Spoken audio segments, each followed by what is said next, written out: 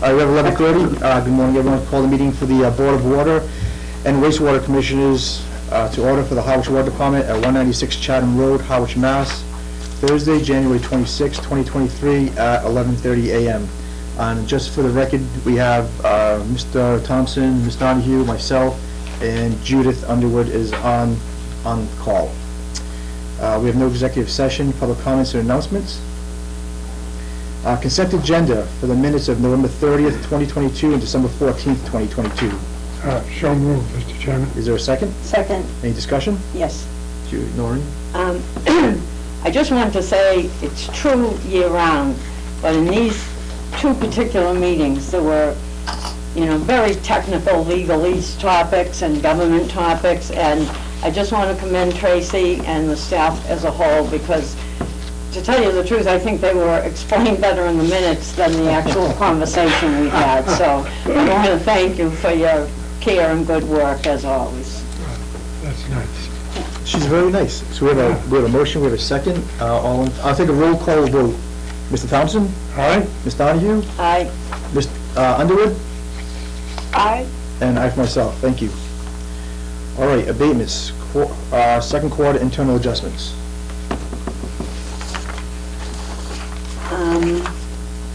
I move that we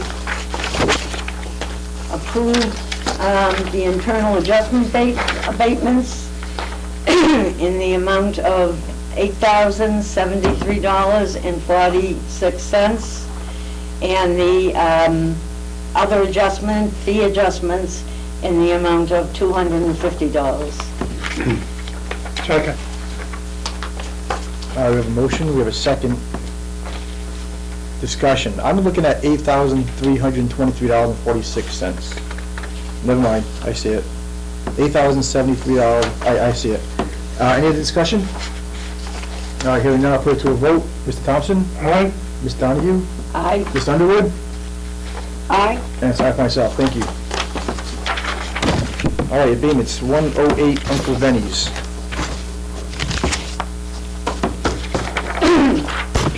I move that we approve the abatement request for $25 for a late fee. I will note that it's not the first adjustment or first late fee that this customer has had, so that's a concern, but he did then pay the, pardon me? That's me. Oh, You I'm came in for sorry. $25? That was very nice of you. I'm sorry? You came in for $25? Yeah, I'm retired. Good job. Thanks for coming in. Yeah. I was just going to finish by saying, I'm sorry, I didn't- no, that's all right, that I do notice that you always pay your bill. I did, You know, I regular had things. once, and I guess that's just once through the whole time, that I live here. It just slipped by me. I'm just asking, that it be rescinded, and I appreciate any consideration you can give, and I promise to be more of a... Well, now that you're retired. Now that you're retired. You can come down here even. Yeah, no, I live in Uncle Benny. That's That's right. No, I hope you don't mind me showing up. I just want. Not at all. We're glad to have you. Yeah. Yeah, thanks. All right, so we have a motion. We have a motion to approve. Mm-hmm. Do we have a second? Yeah, I'll second. We have a second. Any further discussion? I'll take a vote. Mr. Thompson? Aye. Ms. Donahue? Aye. Ms. Underwood? Aye. I for myself. All right, thank I you. promise to be more. Okay, and come visit us. I appreciate it. That's Not my- so problem. I'm sorry? So we'll hold you to it. Okay. We should stick around. We've got quite an agenda today. Okay. I'm only kidding. You don't have to stick around. Mr. Chair? Yes. Just wanted to ask, after this abatement, I didn't know if we wanted to consider moving to the bylaw issue with Mr. So Attorney Giorgio could get out of here? Is that what you're getting at? I thought we'd have him stick around, just like maybe give some advice, some free advice. Like, we can move him up. Yeah, okay. That happens more often than you can imagine. I mean, I might enjoy sneaking around too. All right, the next abatement is for 1022 Queen Anne Finish Road. this though.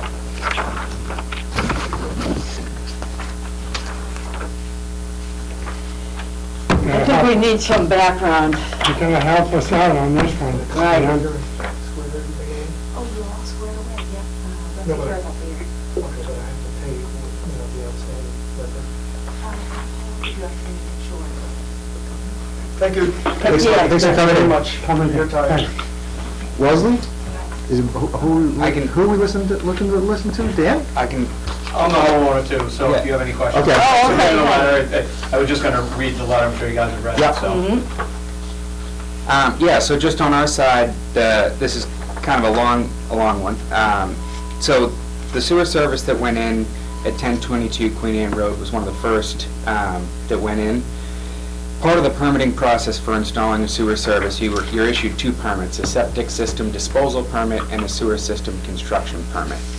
Ultimately, what transpired is in the permit application process, the design for the sewer service was flagged due to the proximity of the water and sewer lines. They were too close, Okay. within 10 feet of each other.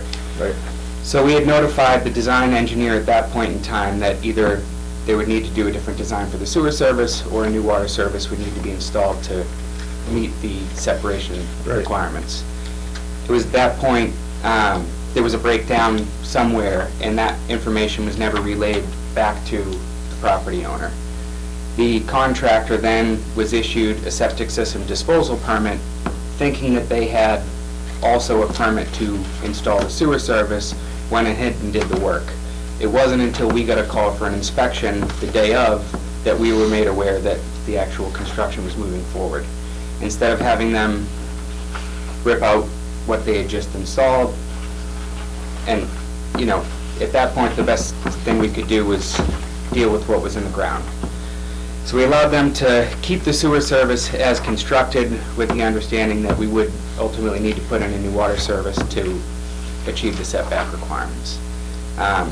This was an unforeseen expense on the property owner, so as I understand, he's looking for a little reprieve. I don't want to speak on your behalf. Yeah, that's exactly it. The water department was great with the install, with everything when they came. I completely understood about why the service needs to be moved. I just wish that it had been identified on the forefront, because we probably could have avoided the ultimate cost that we have here. Right. You know, the water line could have been placed while the other work was being done, not having the yard torn up twice. And as the letter indicates, I had to hire my own plumber to run a whole different line inside from the new meter. Right. So it was an unfortunate thing. Again, I have nothing but good things to say about the water department, because they were great when they came. The whole project in general worked out, and I'm glad I was one of the first to tie in sewer here. And so yeah, it was just an unforeseen expense that I think could have been avoided. So did the health department issue the connection? They issued the septic disposal permit, and that's kind of one of the, both departments are involved, so that Board of Health under Title V issues the septic disposal permit. We, as the sewer department, issue the construction permit to install the sewer service. And did we approve the construction? We approve the construction, yeah, we review the plans and issue the construction permit. And then, and the company who put the line in is, Robert Hour. and they connected it without a connection permit. They connected it with a, Septic disposal permit. But you said construction permit. Right, so we have this abandonment of the septic Right. system, which Right. is issued through the health department. Right. Sewer service construction issued through the sewer Right. department. Contractor had the septic disposal permit. Right. They had not received the sewer construction permit. have you talked to Our about this? I did not talk to Howard about this, as I think with all this being new, I don't know if they even knew there would be 2 permits. They got a permit, and I think they basically went forward with the work. And, you know, again, I don't think the blame lies on anybody. I mean, I think the health department probably should have held off on issuing that original permit, you know, because of the whole thing, and waited for the whole thing. That way, everything could have been done at once, was my point as a Right. homeowner. Which is now, as we're transitioning to OpenGov, going to be the way that that permitting is issued. They will be issued together now that we're transitioning to the online permitting software. But up until, we actually just got our email today with the first handful of permits submitted electronically. So up until today, we've been dealing with paper permits between the health department. They get submitted, reviewed at the health department. Once they review and issue the septic disposal permit, they put that package of information down to our department for technical review of the sewer construction permit, and then we issued the second permit. So that process has since been cleared up, but Right, but now we're still. you can understand the confusion. So this can't happen again. Right, This Well- shouldn't happen again. shouldn't happen again. Yeah, This shouldn't have happened the first To begin time. with. yeah. John, perfect timing. How do you want to vote on this? Poor John. Al, I look to your expertise. Huh? I look to your expertise. Well, for me, you know, it's a tough situation to be in. You know, probably, I might look for a 50-50 deal with him. You know, they got a new water service and things are up to snuff, so, I'd be willing to accept that. Yeah, I think you should not be on the hook for any of it, honestly. Yeah, And I know you don't want to point fingers, but honestly, on this side of it, like, I don't want to point fingers either, but someone has to take some fiscal responsibility for the Yeah, cost. and like I said, I covered the inside plumbing, which I have zero problem with. Yeah. I was just looking for, what's the bill, 2,000, and, you know, if Yeah. we can take care of that, then I'd be very happy.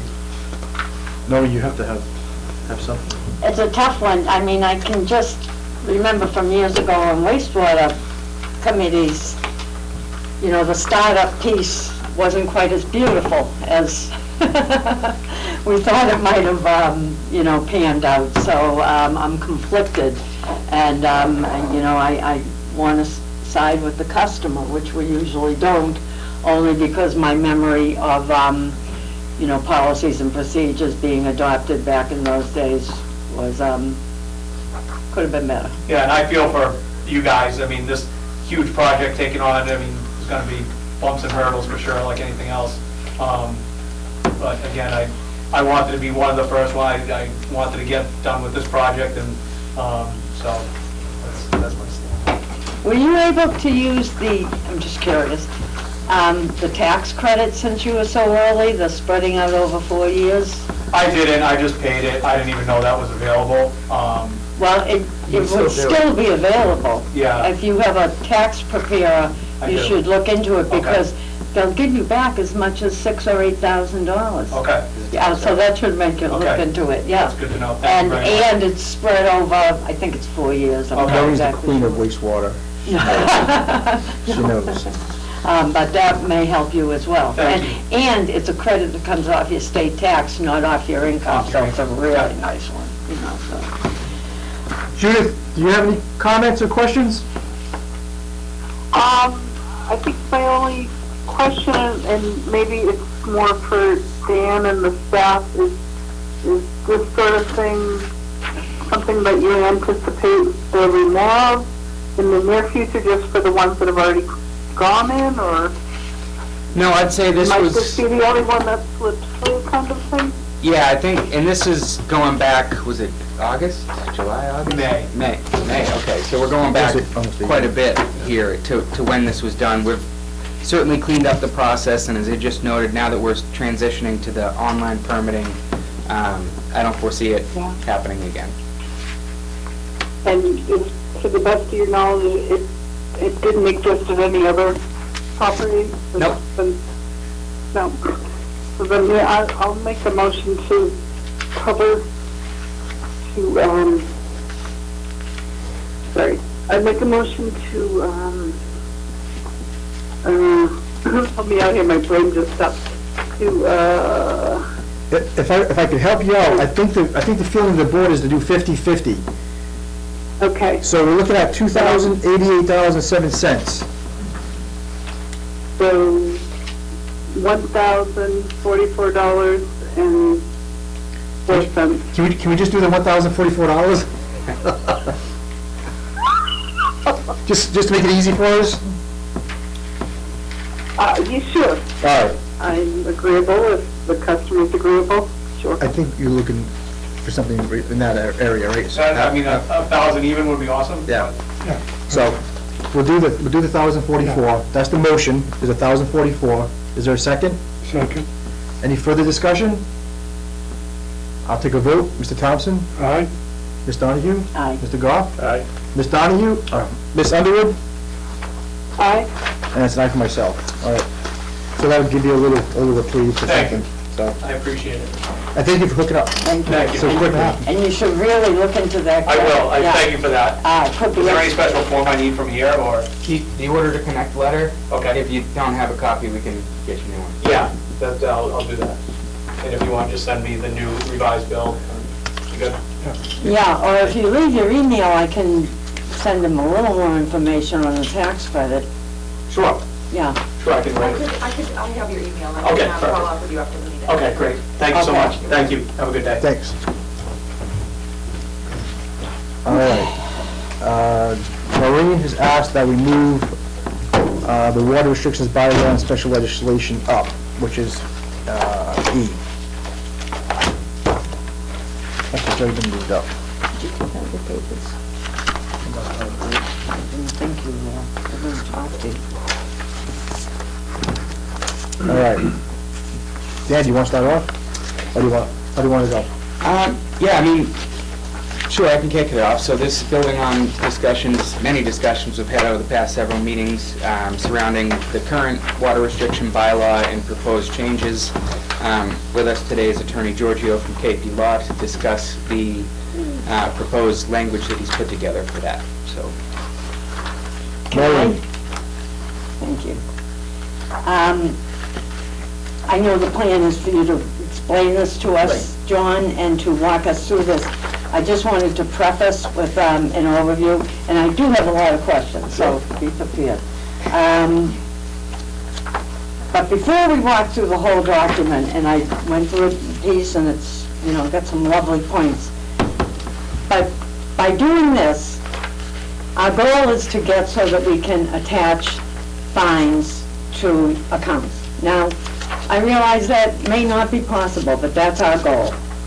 And if we take this route, then the earliest time we would be able to run our operation that way would be in the summer of '25, I believe. Because if we take this route, it will go through the year's process with voting, and this would, I'm generalizing, would probably be in effect by the summer of '24. We're talking about drought, so I'm only talking summers. And,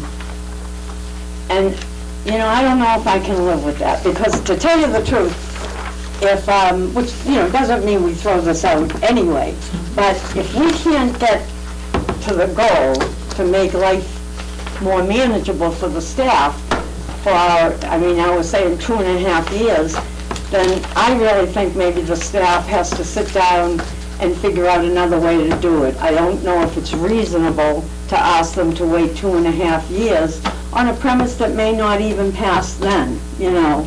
So, I mean, the, you know, I've worked in the electric field, the district court system is just not suitable for us. We can't give a stack of tickets to the police station and say, go take care of them. You know, we can't drop a pile at the town clerk, like, you know, some of the beach and rec processes are done and done very well. So that's my problem, is I'm happy to go through this document, a lot of work, it's nice combining everything, but I don't even know if it's worth it. It reminds me, John, of like everything that's done in Washington.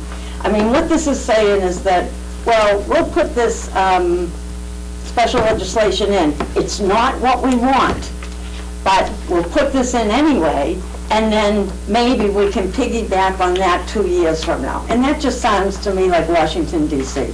You know, I mean, I can't, you know, comprehend it, you know, so that's my piece. Okay.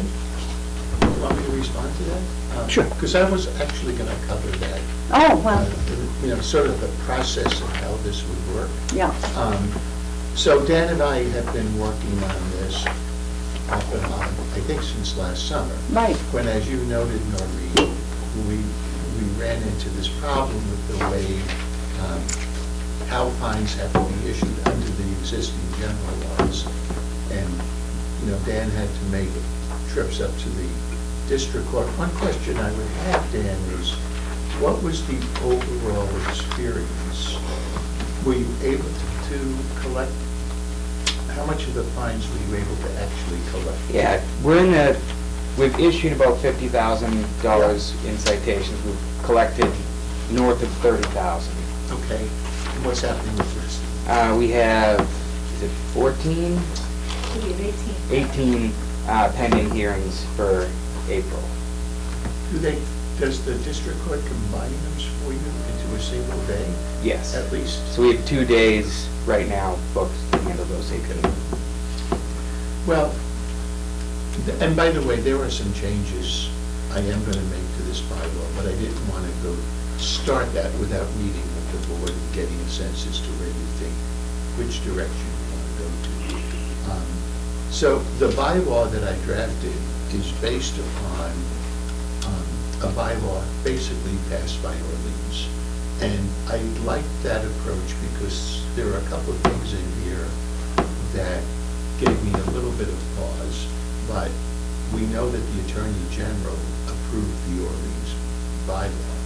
So what we're going to do here is we're going to isolate out in this bylaw a new section called additional penalties, which will include an increase in the fine. Right now, you're limited to $300. I have in here going up to $500, but you need special legislation for that, unfortunately. The other thing that I have put in here is the ability for the commission to assess a civil penalty of up to $5,000. Now, that needs special legislation, and it'll be one additional tool in your toolbox, because in order to collect that civil penalty, what you would do is you would assess it, and they can pay it, or if they want to challenge it, no, they can pay it. If they don't pay it, the town would have to file a civil complaint in Superior Court to collect that penalty.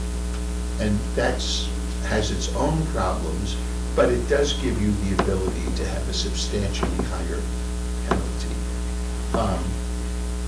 And then in that section, I haven't added it yet, but because I wanted to talk to you about it, is the concept of being able to add, let's say, the fines to the water bill. And I'm a little bit concerned about how that's going to be received in Boston. At a minimum, we're going to have to put in some kind of a due process procedure before you can do that. And my thought is, we can add it, but we would put in there a right of the water user to a public hearing before this commission. Yeah. And I think that would satisfy the due process, the due process requirements. And if they are aggrieved by your decision, they could then appeal that. They would have to appeal that. And I think that may go a long way in certainly satisfying my concerns. Because what I don't want to do is put something in this bylaw or the legislation, or in the legislation that's going to mean this gets buried. Even assuming we can get by town meeting, because I think there's some things in here that could be pretty controversial, I'm guessing, at town meeting. What do you mean by town meeting? Well, this is a bylaw. Right. So it has to be approved by town meeting. Right, but I don't see anything controversial in here. Okay, well, I don't know. Well, I will say, sorry, Gary, the only, Don't say sorry. I'm sorry. He's right, he's training me. The only thing I see controversial is the 5,000, and, I mean, I think I'm speaking for the board, but they'll let me know if I'm not, you Yeah. can be sure. Moving that possible penalty up to 500 or 5,000 in the special circumstances is not our primary goal, as you know. Our primary goal is the ease of the operation, because we're a small department. So, I mean, it was your suggestion to do the 5,000. Well, I put this in here just so we can have a discussion Right. about it. It's not an uncommon provision to put into bylaws if it's authorized by the legislature. The Wetlands Protection Act has a provision like that. When you know, your sewer regulations, there's a provision for a $5,000 civil penalty. No, I was just gonna say, if that was our goal, we would want to do this, but if that was our only goal, we would have no interest in special Understood. legislation. Understood. As far So, as I know. I've thought about this a lot. Okay. And I know how strongly Dan feels about it, how you all feel about it. And I think I would be game for putting in, let's go for it. Yeah, you know. But it's going to mean an administrative burden potentially for you all. You might have to hold hearings. That's all right. See. And we did discuss briefly when we met on November 30th about the hearings coming to us and the due process Yeah. portion. And I had another question, and it just, is it possible, does the state ever, if you put this as, you know, an additional section, is it possible for them to approve the body of it and not the The fines state- portion? Yes. Oh, well then, Yeah, but it is possible that the Senate or House Counsel could come back, and you don't see it yet, but, I'm sorry, you do see it in the special act, language that would allow the select board to approve a deletion of that provision if they have a problem with it, so that the rest of it could still go forward. What I'm going to add here is the special, what I'm going to call additional enforcement remedies, would be increasing the fine, inserting the civil penalty, and also this concept of a hearing and then imposing it on the tax bill. And the beauty of that, of course, is that if somebody doesn't pay it, then you can put a lien on the property. And I assume that's your goal.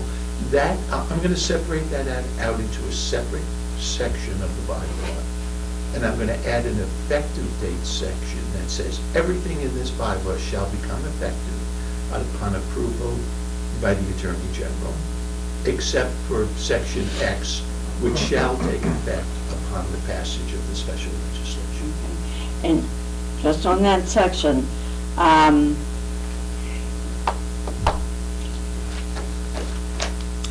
so, sorry, I lost it. So this would mean that every fine, oh no, okay. So two other details that we would need to know, John, Yeah. would be one, can we shut off water, which we don't do that often, but can we shut off water if somebody has unpaid fines only? Yeah, we're going to, I should have Okay. neglected to mention. All right. I'm going to add that in as well. Right.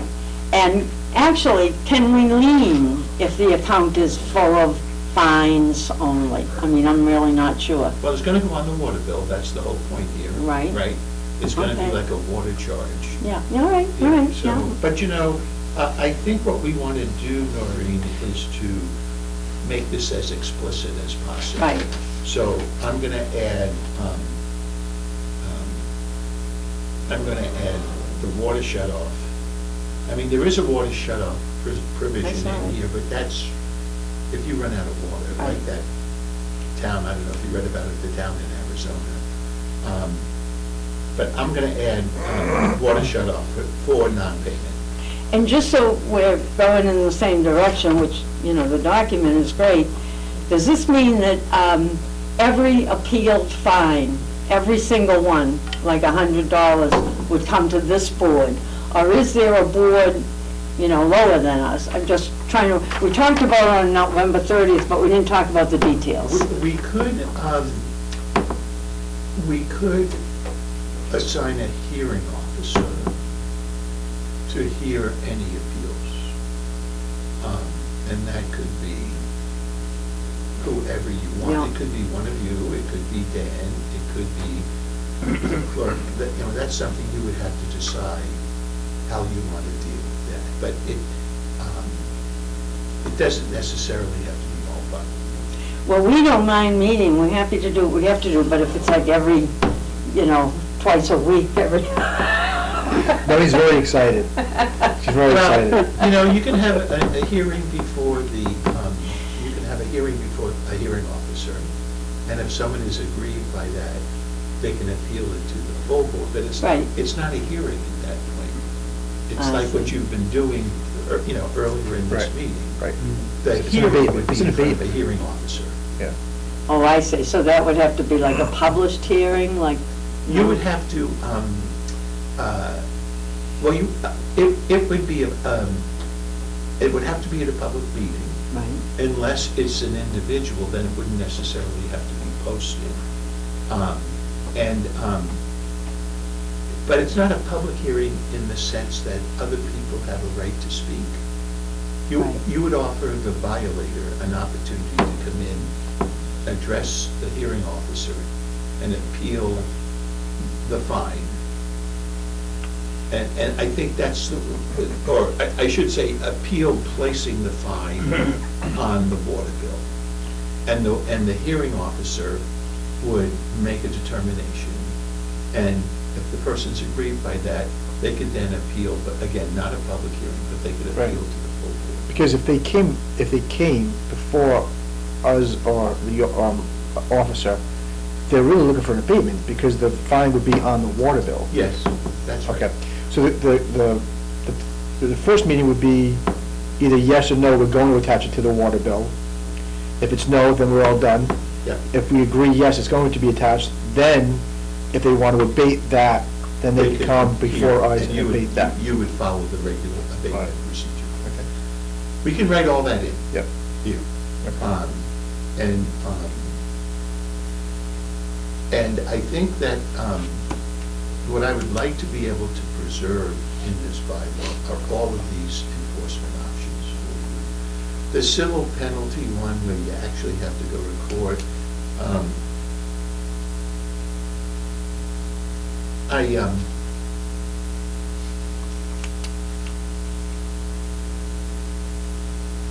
no, I do have the water shut off in here. I did have that. Right, but the way it referred back to an MGL where it talked only about drought and a period of drought. I didn't, I didn't have my lawyer at home with me, John, but, If you look at section 30-12 penalties, 3012, if you go down to the paragraph just before section 13. yeah, but it was just the way it said, of any water user found to be, have repeatedly violated this bylaw. Again, I just didn't see the words shut off for fine only, I mean, my experience on electricity was a lot of people would keep their bills paid up for the electric use, but whenever they got an additional charge, that's what they wouldn't pay. Maybe I'm making a mountain. I can fix that. Maybe I'm making a mountain out of a molehill, but I don't think I... Really cross your T's and dot your I's. Yeah, and a lot of people will do that. They'll say, well, I'll keep the bill up, but, this $1,000 I'm not gonna pay, so. Yeah, no, I can Yeah, fix all right, that. great. Not a problem. I have a question on the process. If we end up going with designating a hearing officer, Yes. the way I envision the process working, if everything goes, well, we determine someone's in violation of water use restrictions, that would, in my head, immediately kind of trigger us to click, generate that citation, which would then automatically become a bill on your account. Yes. The way I'm hearing it, it would sound as though they need an opportunity to meet with the hearing officer Yes. almost before it gets on their account. Yes. So, just wondering, I guess, how that would work administratively, because we need to issue a ticket. When we issue the ticket, we're going to want to apply the fee to the user account, but in doing that, we're now circumventing the hearing officer process. Well, if they haven't paid it, it gives them a reason to come before the hearing officer. at that point, it can be decided whether it stays or goes. Right. I guess that was kind of my question is, in my head, we will have already applied the fee to the user account by the time that resident gets to the hearing officer. So somebody violates the bylaw, and you are going to send them, I think the way it would work is you would send them a notice of intent to add that fine or that amount to their water bill, and you would give them 10 days to appeal in front of the hearing officer. And if the hearing officer says, sorry, it's going on your water bill, it goes on the water bill at that point, subject to the right of the homeowner to file an abatement with the commission. So I don't think it would be that long of a delay. Dan, I just don't want to create a process where somebody's going to argue this is unfair, it lacks due process. And so, I guess part of my concern or my thought behind all of this is that if I get a letter that says, I'm planning to fine you $300 for violation of water use restriction, check a box if you want to dispute it. Because we haven't assessed that fine yet, and we're giving them kind of an open window, everyone's gonna check that box, and I'm gonna be booked up with, you know, God knows how many people. okay, so at some point the rubber's got to hit the road. Right. Right. You can't simply, if your intent is simply, and I don't mean this is the way it would happen, but if on a whim, you just want to say to somebody, you owe $300 because you violated the bylaw, and it's immediately going on your water bill. That's not going to fly. It's just not going to fly. You've got to provide due process. So instead, you issue a notice, and you have been found to have violated the bylaw. Please be advised that it's the intent of the Water Commission to add that fine to your water bill pursuant to whatever the statute is that's enacted. You have a right to appeal this decision within 10 days to the commission. And then the commission can appoint, you can hear these appeals yourself, but you'll also have the authority to appoint a hearing officer. You can try going sort of the direct route, but I think it's gonna, I think it's gonna create an issue that is gonna give the legislature a real, they're gonna have a problem with I that. believe in giving everyone the opportunity to be heard. Okay. So this is my feeling, not the board's. I believe everyone has the opportunity to be heard. But this is what I'm hearing. Someone calls in that 0 Main Street is watering, and we're in a drought. Yep. And we fine them $500 for the drought. And we send off the letter and saying, you are being fined $500 for not following the drought guidelines. And we're gonna add it to. And we're gonna add it to your bill on such and such a date. You have until X amount of time to come before our hearing officer Yes, to plead your case. to contest the fine. Now, we could appoint Noreen to come in once a week on Wednesdays. Yes, you could. Once a week on Wednesdays to hear cases, Yep, you could. okay? You think Don't she's- vote. I'm not saying you, I'm not saying you, but I'm saying, or two of us, or whatever it is. I mean, the whole board doesn't have to be here for that. Right. Yeah. And that hearing officer says, okay, you know what, you're good, okay, no, it's going on, your bill. And then that day, right here in that day, we hand it to Wellesley, or whoever is doing that, and it gets added to their bill. Yes, and then they And can then they have the right at that point to, petition for an abatement Abatement. through the So- regular process. okay, so a couple of concerns now is, when the call comes in that they're being fined, who's doing that? Tracy, Sandy, Wellesley?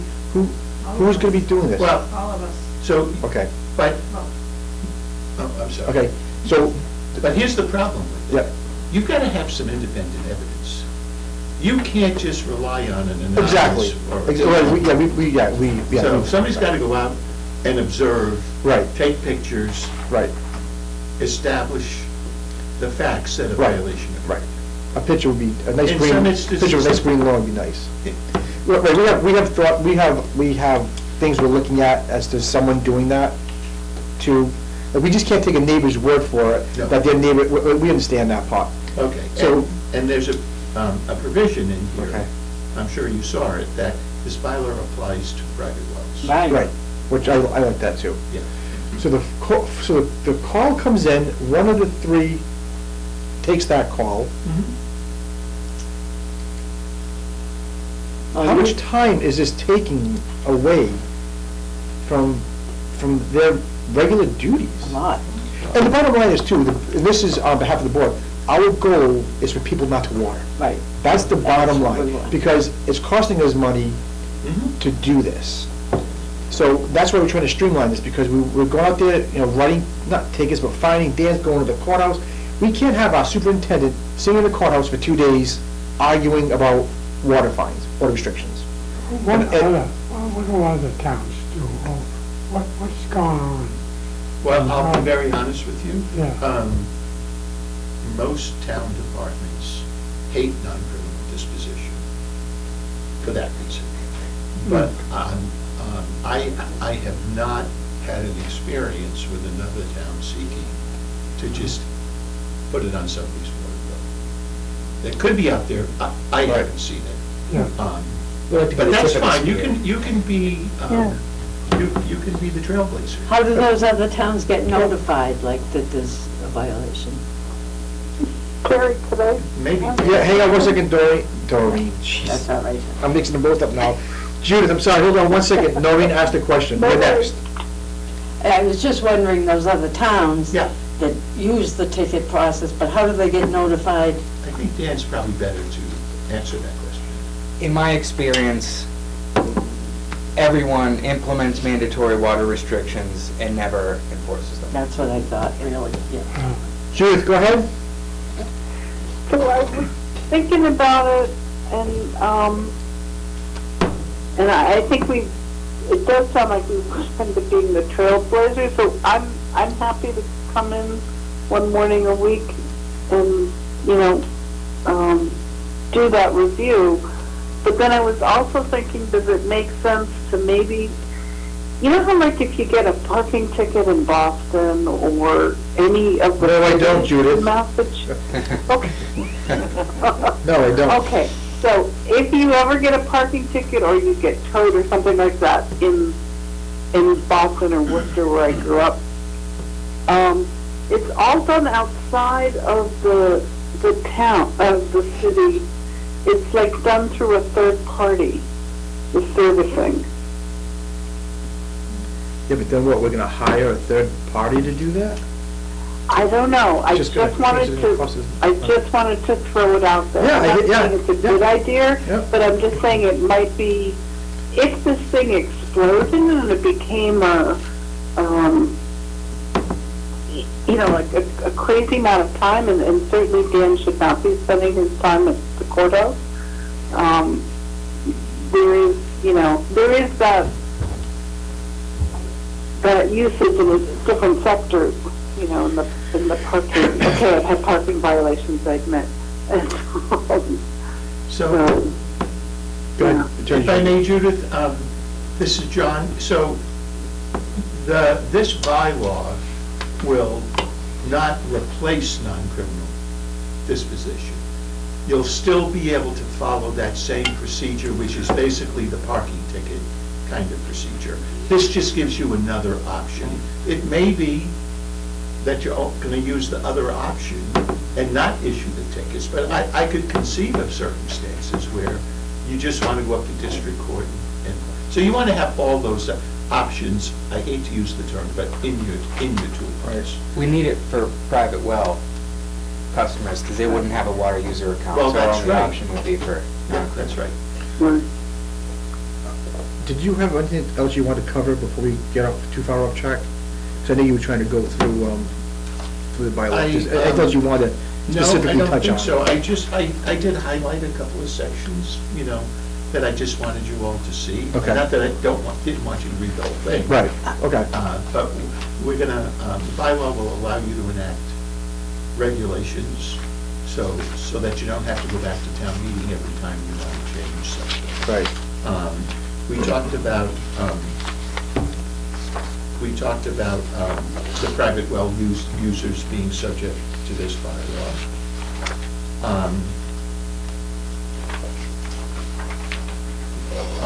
Yeah, that's pretty much, unless you guys have any specific questions. Yeah, okay. The fine schedule up here for non-criminal, I just copied this from Orleans, but we can go up to $300, and we can make it a $300 fine from violation 1. So that's a policy question you all should decide. All right.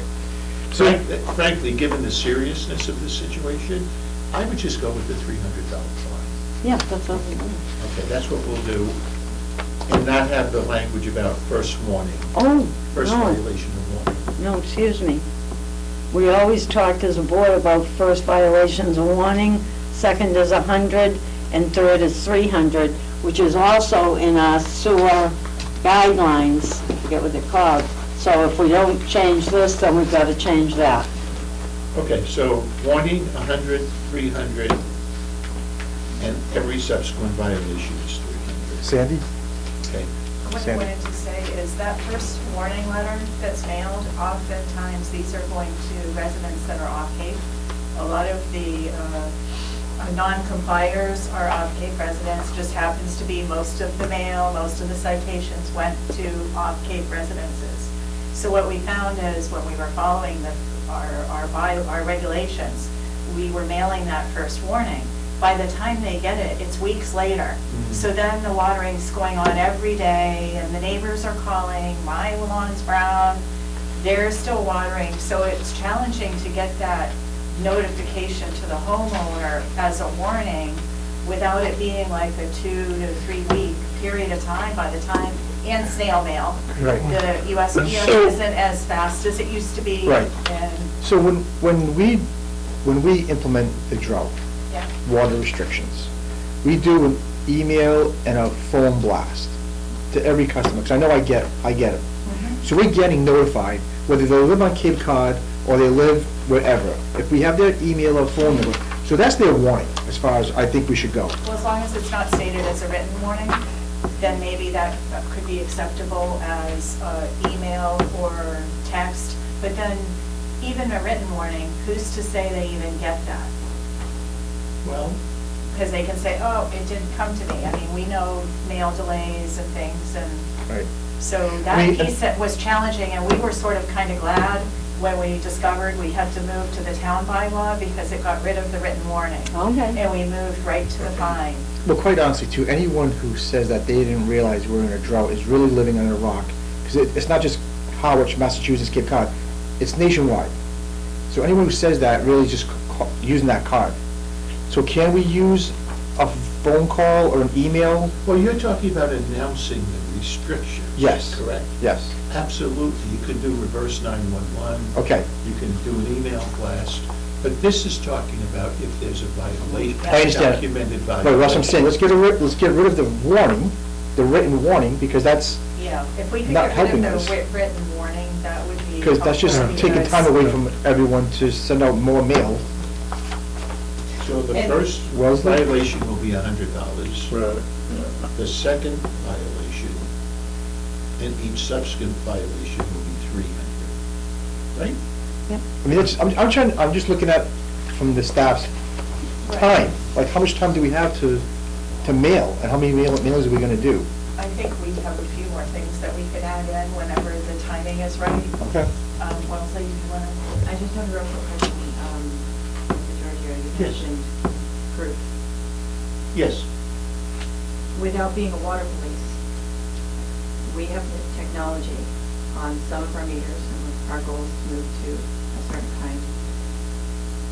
The data that is stored in those meters, if we establish that the usage based on AWWA standards per person per household per day, if those reports signify that the usage is indicative of irrigation. Yes, Is that enough as proof? It is. Rather than having people call us in ratting their neighbors out? well, it is pending, I mean, if we have to go to court, or if someone challenges in court the fine, then you'd have the burden of proof that the violation occurred. And I'm not familiar with that software, but Dan and I talked about it. And if you can determine from a meter that it is more than likely, preponderance of the evidence, that it's due to the operation of an irrigation, or it's outdoor watering, then yes, I would think that's adequate. And the magistrate, from what we've produced and showed them for what we, the 18 that we have so far, did seem to indicate that it was sufficient. We have, the call logs documenting the voice broadcast, whether the call was answered, voicemail. We did a meter reading when we started the ban. We did another one at the end of the ban. We have numerous, customers calling in reports of violations and water use that's indicative. So magistrate seemed, although we'll see. Did you use any of those tickets at the hearing? We haven't had any hearings. Oh, you yet. haven't had any yet? So the 30,000 was voluntary. Yeah. And that 30,000 probably cost us about 15 to collect, right? So we're not really making anything off the fines. That's why we want to keep it to having them not use the water. Sandy? I'd just like to add also that if this scenario with a hearings officer and people coming before, Dan totally said it right, most people are going to do that. And we're going to be tied up because there's just been a lot of denial of the water use, and we know, in some cases, yeah, it's probably true. There's a lot of cases where, yes, they were watering, they don't want to pay the fines, and I can see where that hearings officer is going to be very busy. And Can I answer, Sandy? Absolutely. Thank you. That's what I first thought Yeah. when I heard it, and we still have to think more about it, and your guys' input is very, very important. But the way I'm seeing it now is if the warning goes out immediately with no box to check, thank you very much. And it says, no, he said check a box if you want to. I don't want to make it that easy, Okay. But if it goes out and it says, we have evidence that you have, violated whatever.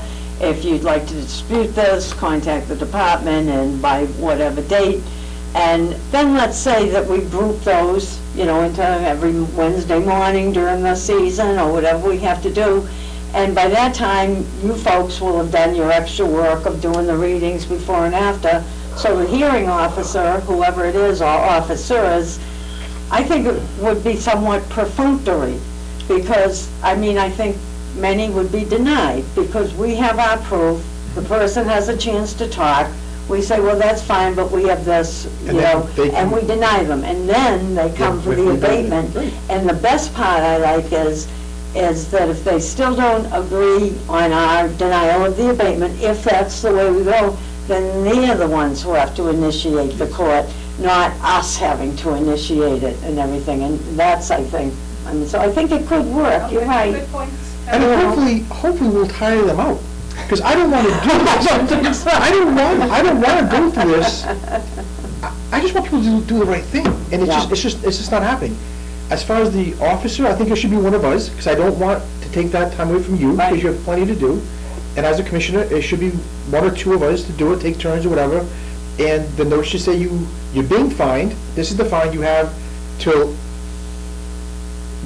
12 days to fight it, or I'm whatever. not sure I would have a box. No box. That's too easy. Yeah, no box. They need to come into the water department before a hearing officer Yes. on such date or whatever, and The way I'm going to write this is they can request a hearing before the commission. The commission will have the authority to appoint a hearing officer, which may include a commission member. right, Something like that. right. A commission member or two. But no, so now that we've talked this, Whatever we've one talked is it out, saying. how does that sound from your perspective? Wellesley? From the date of their notice, and if they're found to be, or we get more reports of additional days of fines, what happens to those days from their notice? That's- Are those also going to be included in the hearing period? So if we say like 10 days, 2 weeks, whatever, from that date, anything after that date, because sometimes these things take weeks. Right. And in the meantime, they're going on twice a day, all the way up until the hearing date. When does that come in? Is it during the hearing, same hearing, I don't think another you, one? I'm sorry, but I don't think you can presume that the violation is continuing.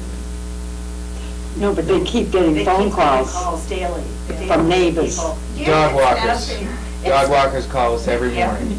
This house, And this email house, it, this or house, email. this house, email And away. commissioners with So you pitches. guys are tough here at Yeah. Harwich. Yes, we If we Commissioners- lived in Chatham, we wouldn't have, no neighbors would have. Commissioners and pitches. Oh, yeah, we get emails. That's because somebody else is walking your dogs. And now they're calling out records requests to see if the people Those that they people in reported are Chatham was getting. refined sewer That's lines. right. We should ask about.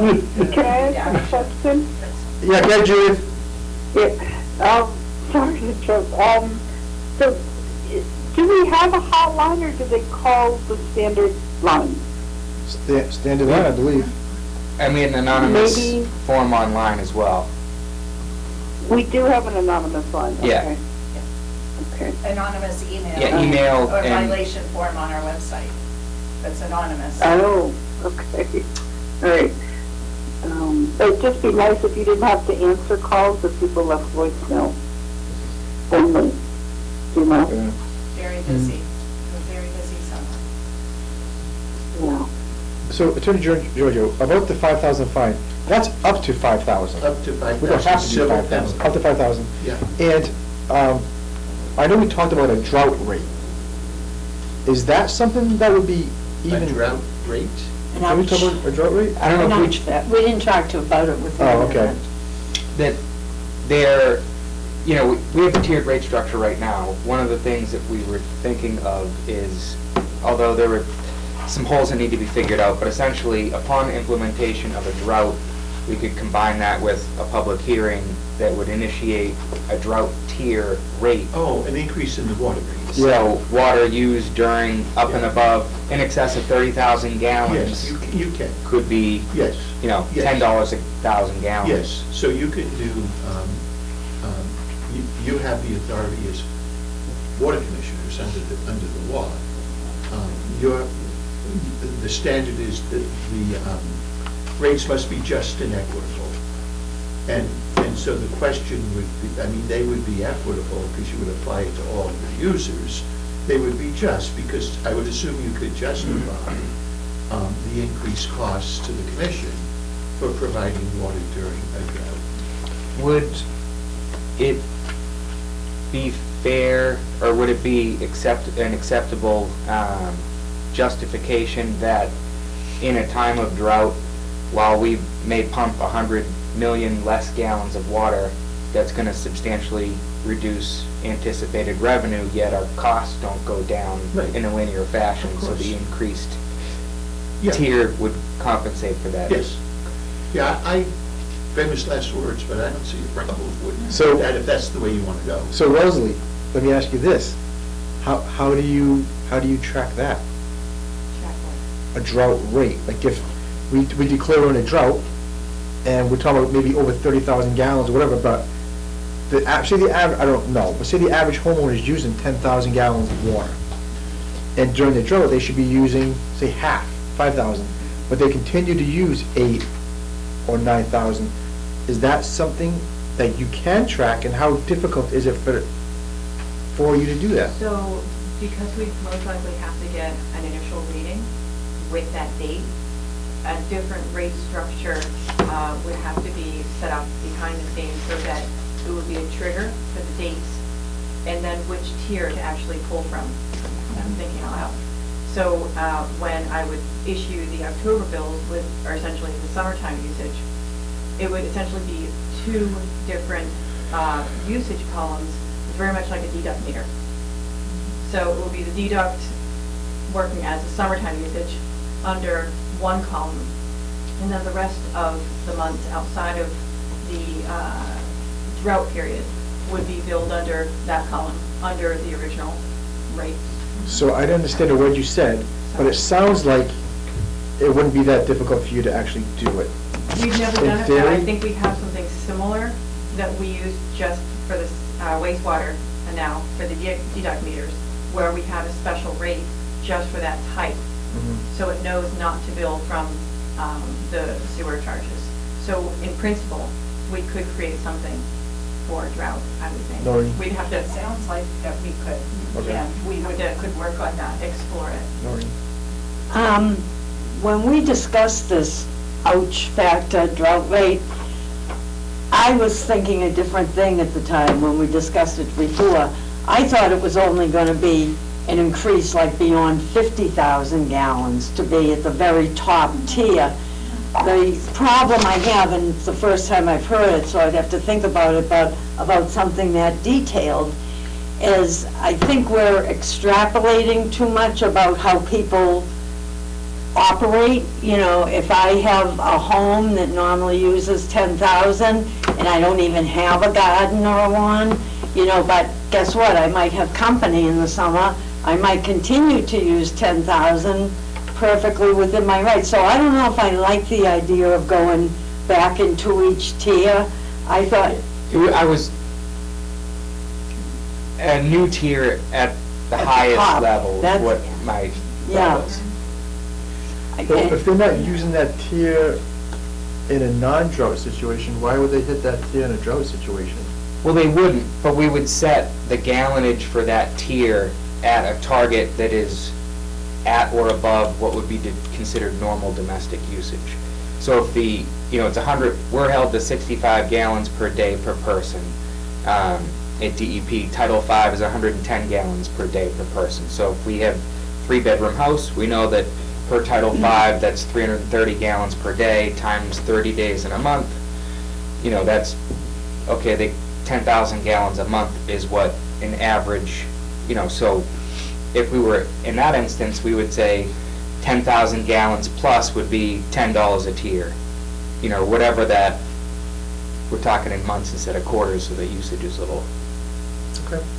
I was really thinking on the top, only because I thought the goal I was thinking of was to stop the really bad abusers. You see commercial places, big homes, they're every day watering from dawn till dusk, and at least they would hit that rate, Yeah. and they would get a gigantic bill. And there doesn't seem to be any other way to stop them. They mail in the fines, they pay the fines. So, Yeah. that's why you want to keep the civil penalty That's right, provision. yeah. Where you, and I don't mean to pick on the Stop and Shop. Right. And I know they have to Why try not? to, well, at least the signs say they do. Yeah. But they were watering all the time. That's right, And so, if they're right. violating, it may be worth it. to file a exactly, and that's what I lawsuit. was thinking, a specific case, write them a ticket, follow it, Yeah, $5,000. But what I'm saying is, you can write the tickets. Yeah. But you also assess them a civil penalty. Yeah, $5,000 a day. yeah, that's what I meant, 5,000. Okay. My concern about the drought tier, and maybe I'm overthinking it, but would be the businesses, the tourism, Yeah. that if you have an inn that has 30, bedrooms, Yeah, you're right. that they're gonna. But that would be hit that. above, but that would be, they would still be using the normal usage. Yeah. But not It really. wouldn't be different. Because Yeah, we, no, I'm with him, because if you're not out there watering the grounds, you don't have this ridiculous bill. You just have some normalcy to the business. I don't see a problem with that. But if it goes up 20,000, 30,000, a month more gallons, obviously there's more going on, Mhm. Some businesses, motels have swimming pools, so. Right. And also, in the regulations, it says if, for watering for your business and things to that nature, I And don't see- that's an exception. Yeah, but I don't see watering your flowers because you own it in as really an exception. Which But that's a gets whole- to a whole nother conversation, Yeah. because it is, as I understand it, by DEP, an acceptable use Yeah. for maintaining the landscape at inns Yeah. and things of that nature. Yeah. Yeah, that's in their rules, with a hose. Or non, I believe if it's for the, I'll have to, and that was one of the things I wanted to talk to Attorney Giorgio about after this, as we move to the next iteration. DEP did just adopt revisions to the Water Management Act relative to implementing water restrictions, drought triggers. Included in that are definitions of what is categorized as non-essential, essential, or otherwise. Was this in response to everyone's input that they were asking for? They didn't change anything. So what we were hoping for was a localized drought trigger where we would be looking to the Brewster monitoring well groundwater levels coupled with precipitation events that would say, once we meet these two conditions, we're in a drought. What they said was, we're not gonna do that. If the state declares the Cape as a level 1 drought, then you're in a level 1 drought, and these are the things that you have to do. So, All right. I don't want to tangent too far off of that, but with that is some updated definitions that we may want to include or consider. I'm sure, like with primacy over drinking water standards, we at the local level, especially through legislation, can probably make it more stringent. So if we did want to include inns and landscape and things of that nature in what we would consider non-essential, I'm sure that's within our right to do so with a special legislation, but just wanted to put out that there is new definitions that were just published. Keeping us on our toes.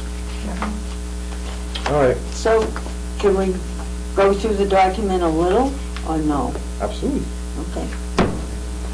So at this stage, John, I assume you don't want to hear about typos? Well, Seriously? No, yeah, but here's what I would suggest. Okay. Because I know you have a very long agenda. I have a lot of work to do to present to you a revised Okay. set of documents. Doreen, if you or any other commissioners want to take a pen and mark this up and give it to Dan with your phone number. Yeah. I'd be happy to go through it and make your Okay. revisions. If there's an issue, I'll call you. Yeah. I think that's probably the most That's fine. efficient way to do this. Could I ask some of the non-typo questions? Yes, of course. Okay. Well, I'm just going to go through the non-typos. So, the only thing that bothers me in 300.2 is that run-on sentence. You know, the purpose is enforce state of water supply, drought, et cetera, by ensuring an adequate supply of water for drinking and fire protection, and to protect the quality of water in ponds. The way that's phrased, that makes me, and I understand Darlene's accepted it, but it makes, to me, it sounds like we're trying to make sure we have enough water to supply the ponds. And that's not really what it's saying. It's saying that our second purpose is to protect the quality of the ponds. I just don't like that word "and" in the fourth line down. I mean, somebody else might have a different point of view. I can. You can think about it. I could split that up into two Okay. sentences. I'm just gonna keep going, no typos. No, you know what, just give me the typo. What, honey? Yeah, Just give me Okay, the typo, all right, please. on 300.3, Yep. third last word, you have commission may designated by regulation, so that's designate. Thank you. Are you charging for these? Well, I haven't read it, and I didn't feel comfortable, so now I've read it. The very top, well, first of all, this whole section on page 2, I wondered if there could be some bullets in there, because otherwise, sometimes I'm not sure, are we talking about the paragraph above it or below it? That's just something What to... section are you in? I'm on page 2. Definitions. It'll be section, yeah, 300.4. Second page. Got it. All right, but that whole page down could maybe use some bullets. But my bigger concern is, at 3 places on this page, it refers to the outside the hours of 9 AM to 5 PM. And I understand that's a default from some other documents and laws, but I find it confusing. I mean, I think there should be no hours written there, so I'll just read it quickly. Automatic irrigation systems shall mean any system for watering vegetation other than a hose outside the hours of 9 to 5. I don't know, it bothers me because our hours are sometimes different, and then again further down. Didn't DEP have hand or held hose water didn't give any time in the DEP? It does for a while. Or I didn't notice it. Yeah, no, and in the paragraph that starts with exceptions, it's kind of the same problem, except for first I would say exceptions to non-essential outdoor water uses may include, add the word include there, I think is what you're trying to say, irrigation of lawns, or some word. But then again, it goes into controlled by a drip irrigation system outside the hours of 9 to 5. So it almost sounds like it's saying, I don't know what it's saying. It confuses me. It comes from all this I know. DEP too. I and know. Yeah. I mean, if it was me, I would drop the hours, you know, but whatever. And again, there's one in irrigation of parks outside the hours of 9 to 5. So there's those 3 about hours that my brain finds confusing. Maybe it's not a problem to everybody. It's not a big deal anyway. Or it's between the hours of 5 PM and 9 AM, you know. So just something for another draft maybe to think about. I don't know what to say. Well, why don't we make a decision? Oh, well, we could do that, yeah. I could be so bold. Parks and recreation So, fields. Noreen, are you suggesting we don't refer to the hours at all? That's what I was suggesting, but I'm just one person. I thought we had hours in our bylaws saying, oh, when we did the drought, to not water between, or they could water between. We midnight? we bookended it, Right. where the state and all their guidance leaves it open. So we did, I think, 5 PM to 9 PM and midnight to 8 AM. Yeah, something like Right. that. Is what we did last year. I mean, it's going to be in our bylaws, so people are going to look this up and take it as Bible. People are, the landscape professionals that we heard from Right. frequently throughout the drought were very adamant that watering outside the hours of 9 to 5 was bad for the lawn and promoted, Rot or something? rot, fungus, Yeah, you know, yeah. things like that, ultimately requiring fungicides and Right. more fertilizers to keep it going. So it's a tough one to answer, I guess. I know. Can we think about Could we leave it so that the Can we- time could be designated by Right. the Water Commission? Like, we just put no Yeah. hours as of right now, and then when we go into a drought, then we can decide about hours at that time? Yes. Wellesley? Only because of what we went through this summer, people will call us to ask what were the allowable hours. Right. So instead of designating a specific time, allowable, so we could set whatever, like, because we've had to transition Right. between the odds and evens and the times. And so for us, that was a transition. But by using maybe a word instead of a time, a number, just Okay. Yeah. And also To sometimes, be determined. and sometimes we only have like 3 days, so the hours on those days are 24/7, Right, you know, so right. Yeah, I just, I'm going to put in during times established by the commission. okay. During the drought or On whatever. those 3 different places. Okay.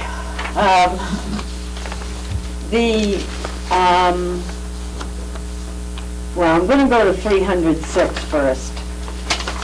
It says, upon notification to the public that a state of drought has been declared, I think it should say by the Secretary of Energy and Environmental Affairs. Because it took me a long time to figure out who makes that declaration. I don't want other people. So that's in the definition of. I know, but somebody then has to go and, go back and read. The next one says, declaration of a state of water supply issued by the Department of Environmental Protection. It's right in there. It's easy enough to add. Okay. I feel like, and maybe it's a no, but I feel like the declaration for the state of drought or declaration for the state of water supply emergency, I feel like we're just repeating ourselves. Is there a reason we can't?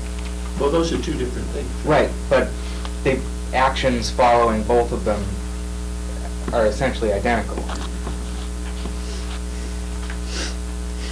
Meaning, we have to know whether it's a state of drought or a declaration of water supply emergency. We have to then make public notice, take all these necessary steps. Maybe I'm oversimplifying it. I was just... I think you're overcomplicating. We're overcomplicating. I don't know, it's up to you guys, but I thought this was, looked pretty good to me, but. I have several pages I didn't write anything on, John, just so you'll know. So. Okay, I'm sorry. I appreciate your diligence. That's all right. I have to go back to the page before for a section. I'm sorry, I missed one. And that same paragraph where it starts off with exceptions, where you added the word include. Yeah. The last line of that paragraph, wastewater should be one word. It took us years to get it to be one word. Got It it. was always printed so many different ways. Some of these I'm relying on Dan to figure out if they're right, but we'll go over that. Is there any appetite to discuss the concept of a water and sewer commission? Where are we? I'm sorry. Meaning NGL, right, it's a sewer enterprise fund, it's not a wastewater enterprise fund. Yeah, I know. We've started off But on a doesn't trajectory. Doesn't your charter say wastewater? Isn't that your? No, commission? sewer. No, the charter says wastewater, see? Sewer use. Well, the bylaws, sewer use bylaws. Yeah, but your charter.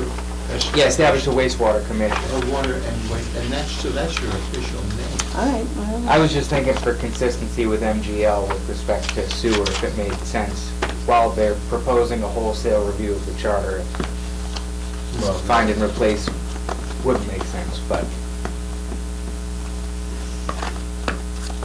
That's up to you guys, but, I don't want to complicate it. yeah. I don't know, we've been fighting back and forth between wastewater and sewer for so many years. Well, technically, you are the water and wastewater commission. Right, That's your legal. and we oversee the sewer rates. That's all right. Yeah, we get the dirty job. Okay, shall I go on? Yeah, I mean, water and sewer commission, Yeah. I think that's a commonly used term. Because absent a sewer commission, isn't it default to the selectmen who are referred, per MGL referred to as a sewer commission Yeah, in the but absent? your charter says that they have all the powers Right, Right, of a sewer commission under the general laws, or something to that effect. so that caveat covers. shall I go on? Yes. Okay, all right, No, I want you to stop. in 305, Yeah. Yes. the sentence is, though its commission or its designee, should that be is authorized, or its designee, oh no, I guess not, or its Authorized to act. designee authorized to Or act as its such. designee authorized to act Right. as such. Okay. State of drought, we kind of covered. Now, pages with no writing. The penalties we covered. Yeah. Bear with me for a second on this one.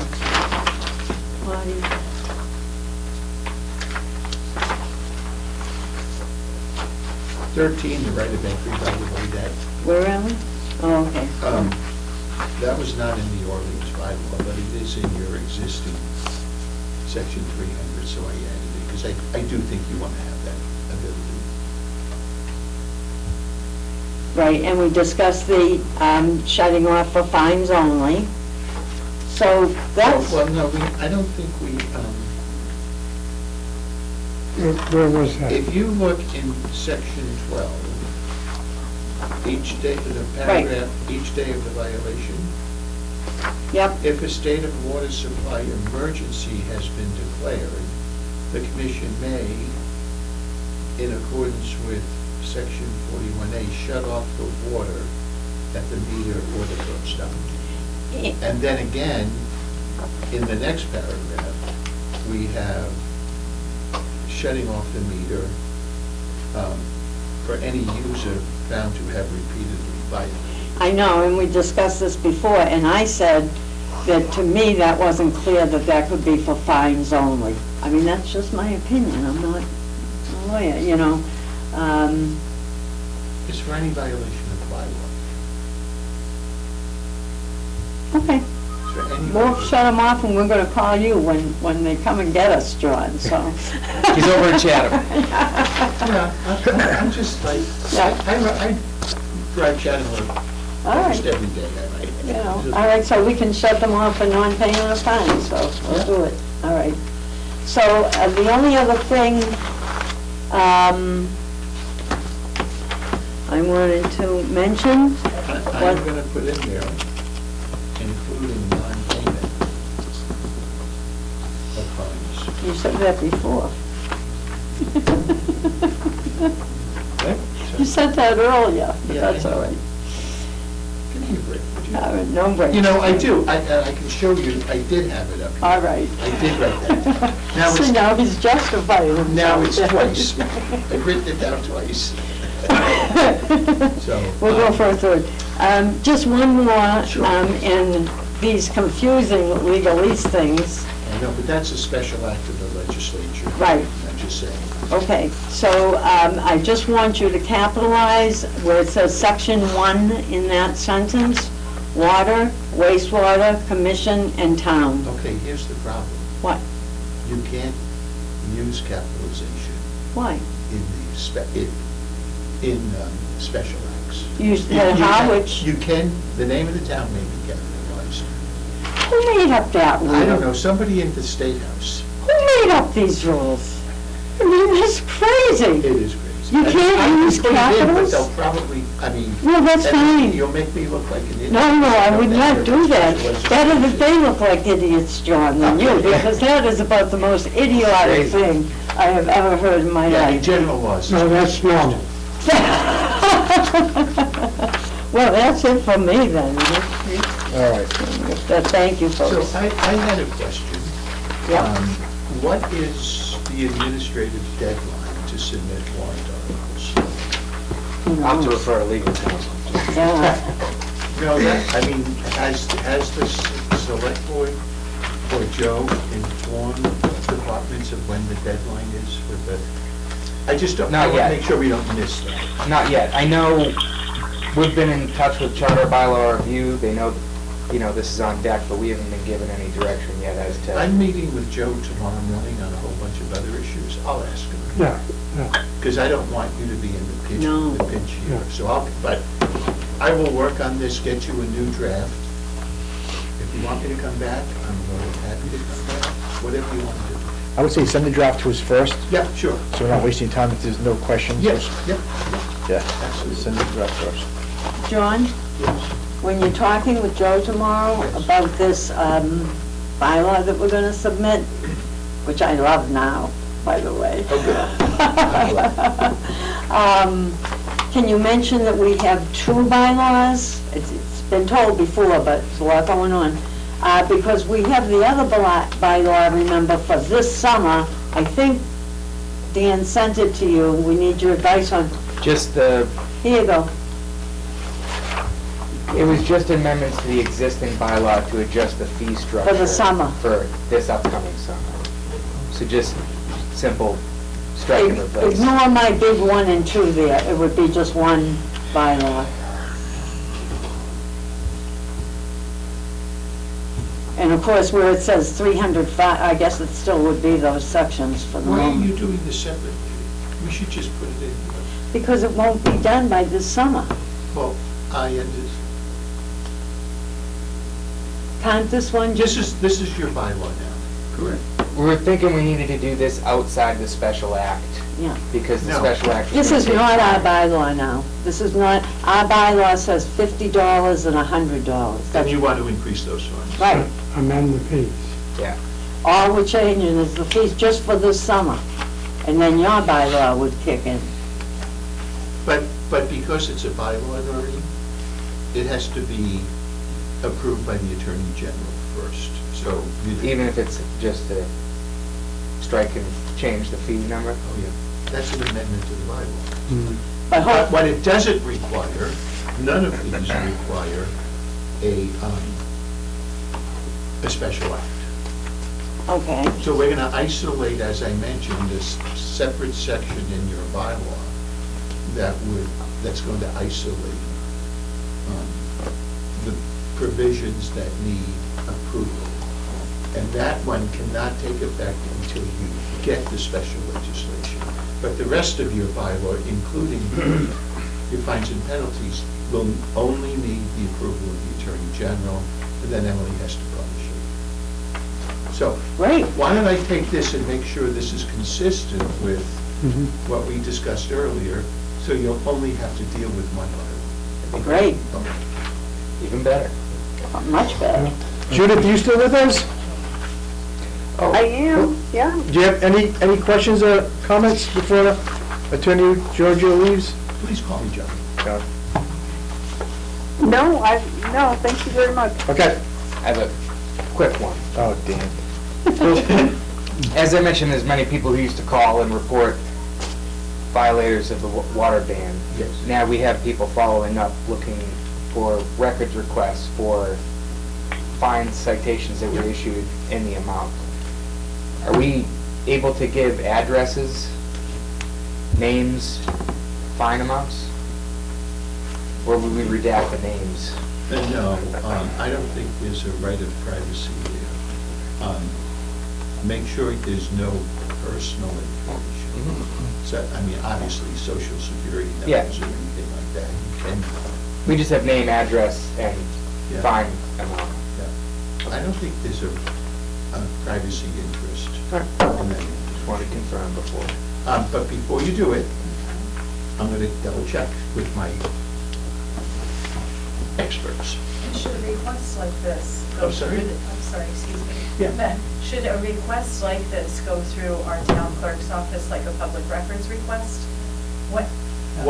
So is the town clerk your public records access officer? Yes, You should check with Emily, whether, I don't know what the protocol is. I think every department has one person within their staff. That's how it was established, but I guess, yeah. I think we gotta Reading redirect about later. that information. If you have to copy Emily, Yeah, I don't know what okay. the protocol is. Thank you.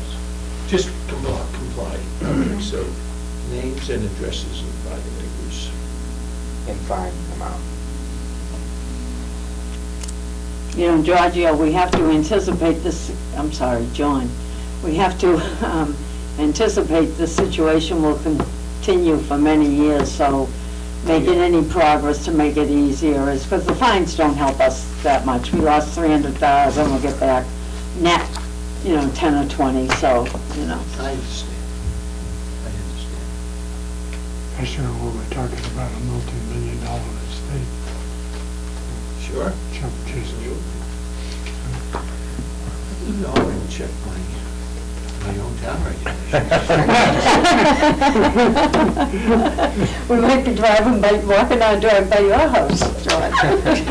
Again, I live on a road that people can access the beach from, Oh, good. and it's a private way, but all Yeah. these people come, and they walk by my house, and they comment on my garden and my lawn signs. I can't have that garden looking too good anymore. No. No, I, for the record, I took out all my hoses and Oh. I complied. I only put irrigation in 2 years ago, so Oh, that's too I bad. know it is. The golden years are gone. That's right. I shut my well off. Great. So John, thank you for coming in and taking the time. Oh, you're very Yeah, welcome. appreciate it. And I apologize for the mix-up earlier about not coming in person. Oh, it's okay. No problem.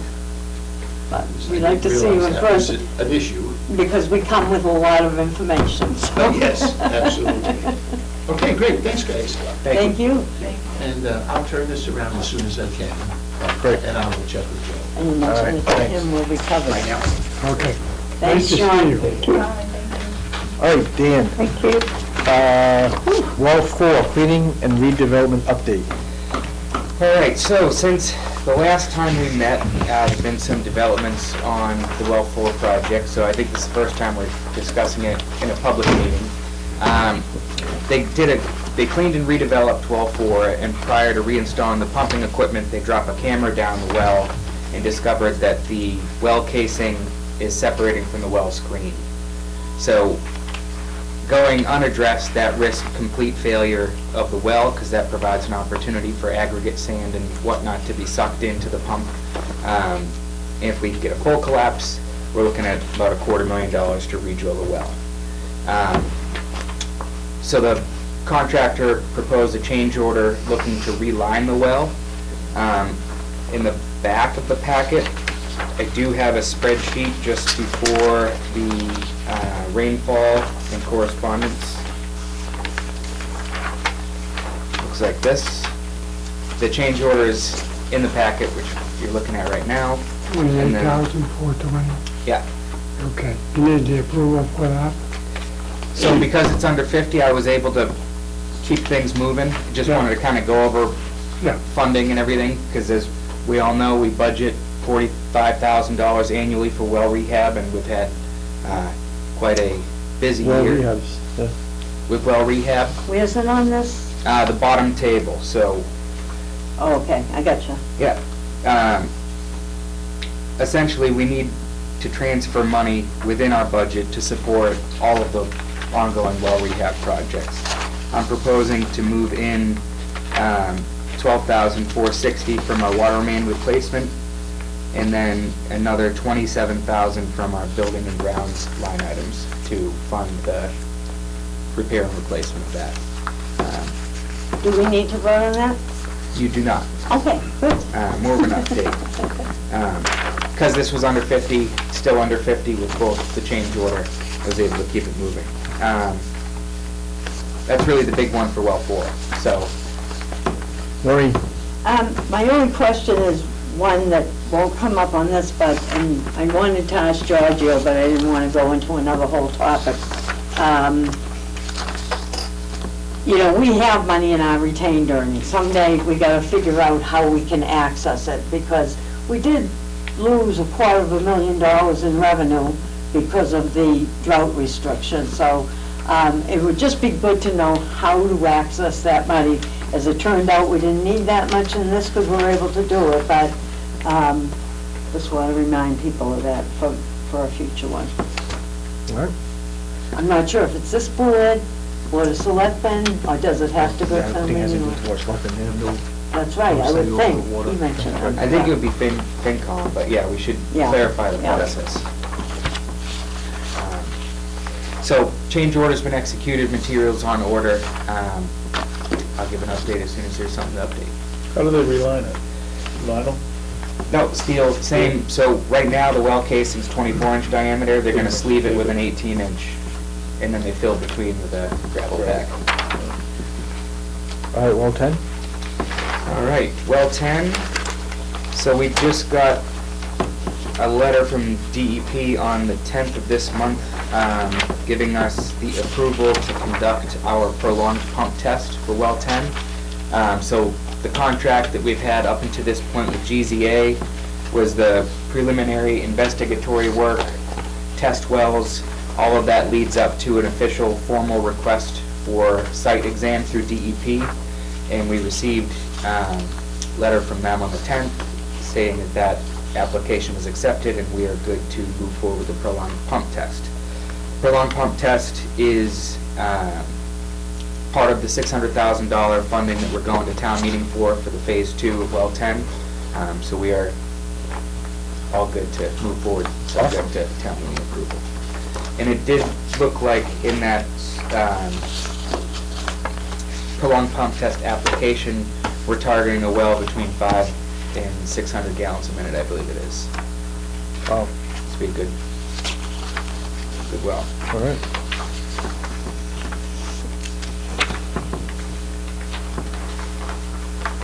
All right. Everyone good? FY '24 water wastewater budget.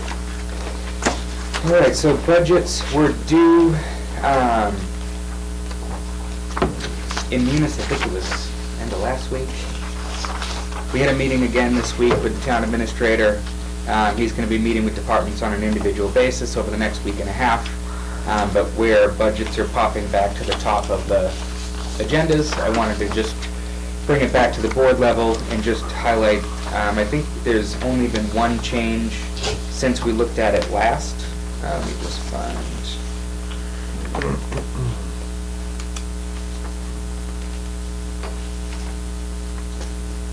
Give me a second here.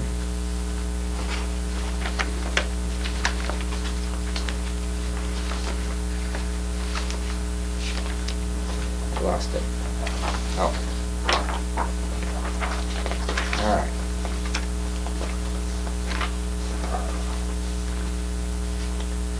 Now we got it. So just a couple things to highlight. In the top portion under the water budget, you'll see in salary and wages, there's the bottom line, 516000, titled Enhancement of Services. That is the position that we were discussing, the water and wastewater foreman position or hybrid position. Where is it? The first page there, bottom line of the first. Oh, yeah. So that reflects 50% of the salary for a split employee. It's all over me. So that's that line. That's the only line that I have a question about. I just don't see it. Where are we, Dan? First page, right? Yeah. It took me a while to find it. Enhancement of service. I think it says 5,000. I see 21,000. No, sorry, I was the leftmost column in the spreadsheet. I was trying to do Oh. 516. All right, I saw that. I was like, I don't see 5,000, I see No. 21,000. All right, so back up. Enhancement of services, that's for the split position? Yes. Okay. So if you look, I don't want to get too far astray. I see it, I see it. But on the wastewater one, Yeah. you'll see there's also an enhancement of All right. services there. So that's the, Okay. So how can it be 50% if one's, because the other 50% is, it's not all. I gotcha. Because I gotcha. there's One's still, water and one's. yeah, and there's still half, Okay, I don't know if you want I to, gotcha, that's right. I gotcha. So we're saying it's 50/50, but one line item is 21,000 and the other line item is 38,000. So how can it be 50/50 if those two numbers are so different? It also includes the upgrades, grade upgrades for the 3 administrative finance positions in the office. Okay. Because it is a change in, what's the line item? Enhancement of services. Enhancement of services. So we had to, in putting the budget in Munis, everything for FY '24 has to sort of be as it is today, what our pay grade is and what our, what our pay grade is. So it's the whole boat that you guys discussed with the 3 administrative being part wastewater now. So there is an enhancement of service that's available on the water side and a little bit more on the wastewater side. Okay.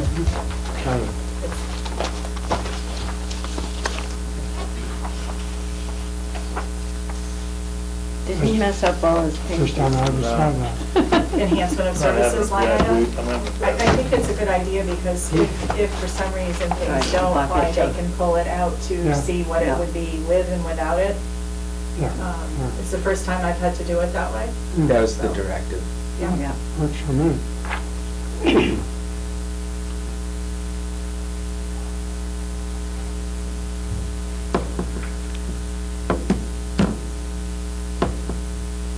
Oh, I'm sorry, go ahead. Yes, Okay. yes, I'm sorry. I thought you guys were working on papers over there. No, we were. No, not you, Dan. Dan and John. Okay. So how do I phrase this?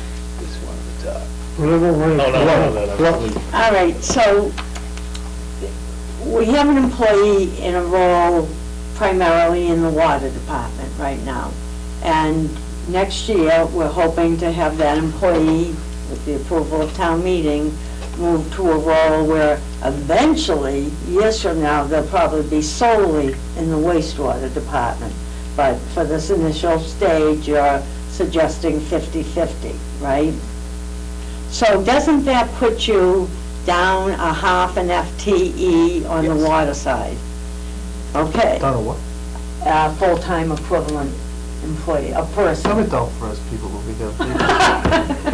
We really just had a conversation about abbreviations. Okay, go ahead, now I'm with you. Sorry. I thought that was a common one. Thank you. I guess we all think differently. So, aren't you, money-wise, minus a half a person, a full-time worker, On the water department. underwater? Yeah. Yes. Yes, you Which I'd are. rather not be. Right, so let's fix it. So, I'm trying to visualize it. You got this whole body who's gonna be half in wastewater and half in water. So in order to make yourself whole, you don't wanna hire a part-timer for an upper-level job. So you're gonna have to put a full-time person in water to gradually learn before that half and half person moves over to 100% water. I suggest we do it this year while we're doing stuff, because otherwise it will never get done and you'll wind up minus a portion of a person. So what do you recommend, you go with a full-time person in wastewater? No, I'm recommending we leave this just as it is in wastewater, but we add a person to water. I mean, we could, I know it's a little dangerous, but dangerous not to do it too. because if we did, well, if we do one full-time on sewer, then we're not losing anyone on water. You know, I gotcha. Right, that's Well, true. what's that one person, full-time person gonna do in wastewater? a lot. I'm asking. No, it's a fair question, right? I mean, Like, 'cause we talked that, you know, we wouldn't have personnel in wastewater for years to come, and yeah. so things have changed. What I would envision this position doing is supporting really more of the day-to-day operation of the wastewater, things on the procurement end, establishing jetting, maintenance contracts, assisting with the Phase 3 construction outreach, construction, you know, dealing. All This the money would be an administrative position. Would it be It would be a field. wastewater, assistant wastewater superintendent? That answers to you? Yeah, title to be Eventually. determined, but yeah. Eventually. And right now, that person is solely in water. So The as, position is as solely the in water. position, so as that position migrates to more time spent in wastewater as Dan's assistant, Why don't we just leave it like he's got it until such time it's necessary to have a full-time wastewater? well, that puts him down, I mean, if it was followed to the T, that puts him down a half of an assistant right now. Because he's only got a half an assistant in water right now, where he used to have a full one. Well, whoever it is, he just lends a hand once in a while. Yeah, that's true, but, I'm gonna put you between me and Steve when I tell him I'm taking the portion of the workforce. That's the other part of the balancing the equation is we still have the water department in operation, and Yeah, we've been a So where- department of 15. So where does this wastewater person work? I would argue out of Chatham Road. Right.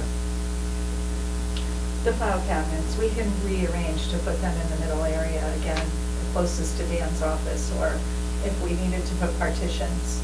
And you see Because that, Steve and Jay moved out of there so they can, no distractions or less distractions. So, and you see the need for that position to be full-time.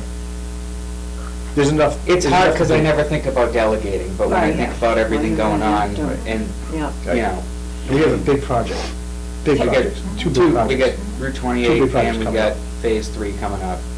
Plus, Which plus Can- all the markouts and everything else. I mean, Can I say, the reason that I'm suggesting we do it this year is because on this year's warrant, possibly, there'll be a vote for 30 million for a wastewater project. There'll be a vote for money for the West Harwich wastewater portion of that dry pipe business.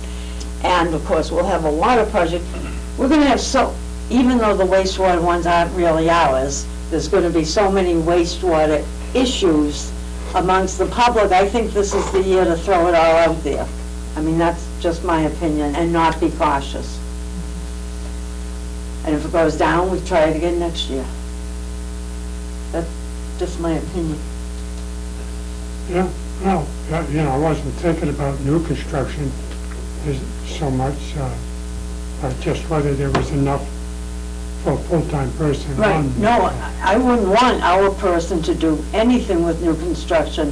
What I meant by that was I'm saying the public will be talking about the 30 million and the new construction, and, they don't really differentiate between us and we have the Well, name. whether we like it or not, Dan is going to be involved in Dan the certainly new is, yeah, construction. big time, So he's gonna have to be alleviated of what is Right. up and running in East Harwich right now. that's right. And quite honestly, I trust your opinion. If you're telling me you need the body, then we need the body. I mean, I think it's appropriate, at least at this point, if it's a consideration, to start to put together a job description, identify all those tasks and job duties. So I know it's gonna come up.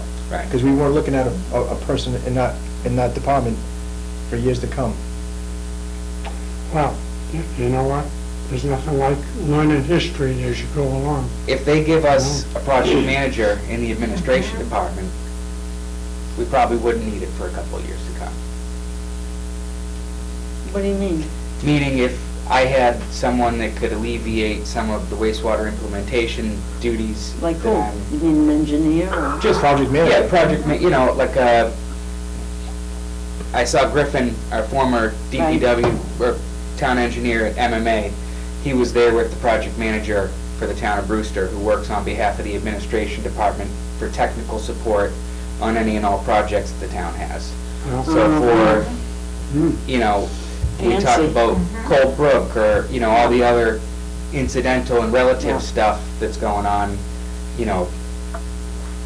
while I'm attending that on behalf of the, Board of Selectmen and on behalf of the implementation of our program, there's a whole operational component that, yes, we have Weston and Sampson out and check the pump stations every day, but they're not the person that I'm gonna rely upon to call the vendors and set up, contracts and things like that, because they don't have the procurement authority, with the town. It's just not something I would feel comfortable delegating to. Right, there you have it. all right. So let's do it then. Let's go for the full-time. As Yeah. Doreen said. Sandy? Just in support of this full-time, we all witness the nonstop action of Dan all day, and he can't, it's hard for him to say no. We love that he helps the community out, everybody loves him, we love him, but he is nonstop in here. And so even for us, sometimes we have a hard time like nailing him down and trying to get it, some things from him, and it's like, okay, we need time with you, and we get it in the calendar. But we're seeing this just like, it's fast and furious, and we're very busy, and he is straight out. Very true, Yeah. very true. All right. Yeah, all right. So you're gonna make the adjustments to the water budget? I will, Well, think about yeah. it, yeah. Yeah, Well, Actually, we should probably, if we're gonna try to get this to the finish line, I don't wanna just be Right. arbitrary in adding, numbers there. right, It's probably, I think, starting with a job description and a salary range for discussion. Yeah.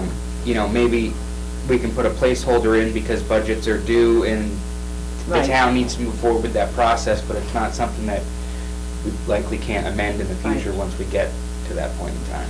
and quite honestly, you know, whatever amount was picked for, you know, well, actually, the water position is already defined. But I mean, you probably wouldn't have somebody on board until the fall anyway, so it'd be less than a full year, you know. Right. And that's when we're gonna be, you know, going to bid Right, ideally for phase 3, Yeah. and we're gonna be Yeah. ramping back up again. You know, there's a lot of things that I still gotta work out, and how much that'll play into this role that we're discussing. right. I know, I believe in Chatham, and I'll look at exploring this with phase 3. People do wanna connect. Right. People that are out there, there's a good portion of now that wanna connect. Yeah. If there are segments of the collection system that do not go to a new pump station, they just drain into the old part of the collection system, once that's constructed and inspected, my understanding is we can issue those order to connect letters, you know, for this street right now, and not have to wait for the whole 2-year Yeah. construction sequence to go through. So that, you know, is kind of a continuous workload that that person could also support in that process too. I just think it's a good year to bring it up, because after this year, we won't be having any $30 million votes for a few years. And, you know, in my mind, I'm kind of tying that position to the project, even though we don't do wastewater, you know what I mean? Yeah. All right. All right. Anything else you want? Oh, yeah, there was a couple other things I did want to highlight in the budget. Yeah. Sorry, we got off on a tangent here. Just to cover a couple of the big, you know, big changes. Looking at the water budget, if you go down into the expense category, the 5th line down, building and grounds maintenance, you see a big reduction from 130,000 last year to the 52 this year. That 130 last year was the product of debt falling off, that from our debt line item that we moved into building and grounds. I'm forever grateful that that was done, because that's what has enabled us to cover the well rehab and the various other projects that have come up this year. Another big one was water treatment chemicals. That's second to last line on the page. That's going from 165 to 247. If I'm not mistaken, I believe this is, well, I know it's all tied to the potassium hydroxide. If I'm not mistaken, I believe the majority of that is made overseas, Russia. So, given ongoing Can't blame Russia conflict. for everything. Another big one, sorry to jump back up to the top, second line down, electric utility. That's based on our interpretation, you know, everything that we read on what the estimated electric utility increases are going to be, and then projecting based off historical usage. Dan, I'm sorry, but I just found the building and grounds maintenance that jumped up to 130. Can you explain that one again? It was 130 last year, we're dropping it back down to 52. So the 130 was because we had debt falling off. Okay, gotcha. So instead of losing that money from our budget, we had moved it to Okay. building and grounds. Let's see. I can't remember, Dan, when, at town meeting, when the article for like water enterprise comes up, do you give a little overview, or do we just go cold? Seems like we used to have overviews, and the last couple of years, we just go cold into voting and stuff. I mean, I love it when you can say things to people like, oh, that's the chemical price went up, and, you know. So our budget on the town meeting warrant is only 4 lines. Right. You know, so it just has Yeah. the 1393, the Right. 2337 for expenses. But even so, when you can say included in that was a gigantic rise in potassium, you know, and, I don't know. Happy to, though if we're getting a yes, That's true. That's a good sometimes it's point. best to, That's a good point. Yeah, well, they cut down the number of nights. Dan, I remember you talking about trying to buy a lot of pipes, fittings in bulk early, so we had them, so we weren't getting hit with those prices. Are we doing that?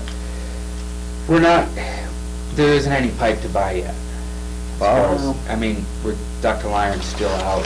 I haven't heard any changes to the market as far as it being any less than a year.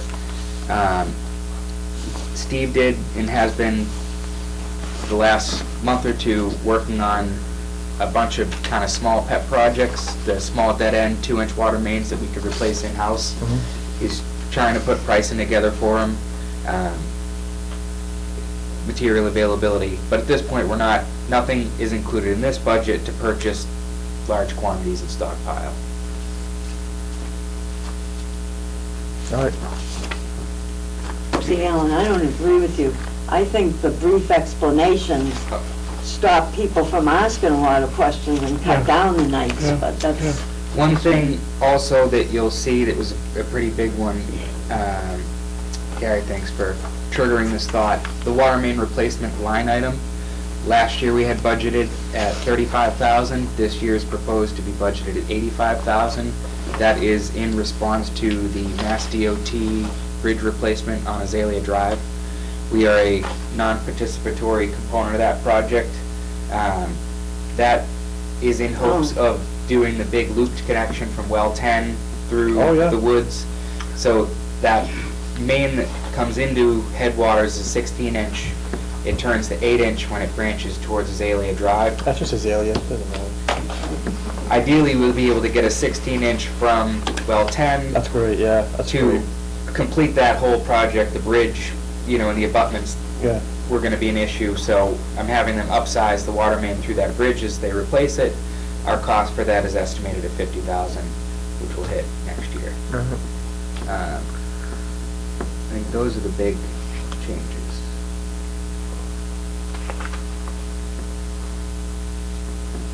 Wastewater, much simpler. We do have the enhancement of services, we just talked about that. Beyond that, expenses relative to, market increases, gas, electric. We're only going up on our expense line item between last year and this year about $13,000. remind me what the OFUS is at the top? Other fundings, uses, and sources, and that covers our indirect Oh, okay, expenses. that's what I thought it was. so everybody do that, I know it.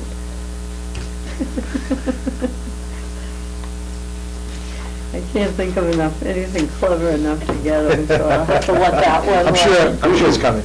I'm sure it's coming. All right. Dan? Just, and maybe it's probably a discussion for another meeting, but as we deliberate or debate creating a full-time employee on the wastewater side, I just recalled the discussion with Charter Bylaw Review about the town meeting requirement for the approval or creation of new positions. Not sure how, Okay. where that stands or how this will fit in, but. I can give you a 2-second Yeah. answer if you want. So, there's a dispute. 25 years it was done one way, 10 years it was done another way. It comes down to that old thing about you have a bylaw and people interpret it different ways. So, we could either put them right in the budget. Well, what's going to happen is the bylaw committee is going to submit a list, as they do most years, that says, we are interested in the Board of Selectmen going forward with these 5 things, and one of those things would be to clarify the language so that for a new position, it goes into a second article. Then 99% chance the Board of Selectmen is going to say, no, we don't like that. We told you last year we don't like that, and so no, we are not going forward with that. And they have every right to do that. It's their warrant, and so that will just get crossed off the list, and probably nothing at all will change. And that's the way that's the way I think it will go. And, but, I believe in transparency, and I kind of think we, as a board, should be ready to do it both ways, to plan it. I don't mind telling the town that it's time for finally, it's been 10 years, now it's time for a new position. We've been talking about this since 2013. I remember the first report I suggested they hire in 2016. Can you imagine what it'd be like if they had to create a sewer department all by That's itself? that's right, So there's no, Yeah. I don't have any problem. Yeah, but so I suggest that we plan to put it in a separate article, But then if the town says, no way, we don't want that, and I think, fine, we put it right back in the budget and, you know, just be ready to, because it's not a critical issue to us one way or the other, you know. Let's leave it in the budget as it's, you know, Yeah, let's put it in here, right? right, And then when we go through the hearing process, and we can find out for sure if it stays or goes, as right, far as the budget goes. yeah, They want a separate article on it, and we Yeah. can do that. yeah, But for now, let's just right. put And it in there. And the main thing of everybody always was, you know, as long as the people at town meeting know. So if you can give an overview of the wastewater budget that you don't control, you know, and definitely, you know, it's gotta be mentioned at town. It doesn't, I mean, there are years when it hasn't been mentioned, but it should be mentioned, you know, at town meeting, whether it's in writing, verbally, you know, whatever, so. I would say just be ready to pivot like everything else. Yeah, Anything else, Dan? okay. All right. 2022 water restrictions hearing. Kind of covered that in Definitely covered that. video, but that was just to let the board know that we do officially now have hearings scheduled with the court for the ones that have contested. So. All right. What a dragged out process for you guys, you know? All right, new business, 2023 draft SRF intended use plan. I think I may have shared these previously, but these are the state's release of the intended use plan, which are the projects they intend on funding in the upcoming year. We did get both wastewater projects on there, however, the Route 28 water main project did not make the cut, which means we're gonna have to go to the market for funding for that project. I attribute that to DEP, SRF stated priorities of PFAS mitigation, lead service line replacement, and small vulnerable communities, which our water main replacement project didn't unfortunately hit any of those boxes. Agree to Yeah. disagree. Can I ask a real dumb question? Yep. Thank you. So while I was, you know, reading through some of the stuff, I saw that they, and on the DOR website as well, they have all those separate sections about grants and programs for lead pipes. I mean, do we have lead water pipes? No, Okay. which we're grateful we don't have lead service lines, Yeah, but that unfortunately also makes it so our projects don't check qualified. their boxes. Yeah, okay. We do have, it just in full transparency, there is what we refer to as lead goosenecks. So there's, you know, the first one or, Yeah. you know, 18-inch section on some of the older service lines due to the lead gooseneck. DEP does not categorize those as lead service lines. They're not subject to the lead and copper rule revision and lead service line inventory program. So we're in the clear on that front. In the clear, no, the only reason I noticed it was they were giving away so much money for it. Yeah. That's So. okay. Yeah, but the only place that we would run into those goosenecks is in like Howard Center. Fuel, steel, Yeah, yeah, and some of them are copper, some of them are lead. yeah. We usually don't know if there is one or what material it is until we're there replacing the service. Because a lot of the old tie cards just didn't know whether or not there was a gooseneck there. Yeah, Judith, you still with us? I am. Okay. All right, are we good? Are we good with that? Yep. All right, procurement. So I just want to bring back the chart that I was looking at earlier, that I pulled the draw upon for the well 4. Alan, if you're looking, it's this one here. So it's like almost at the end there. Yeah, keep going. It's before the weather reports, all the way at the end. We're like a page or two back there.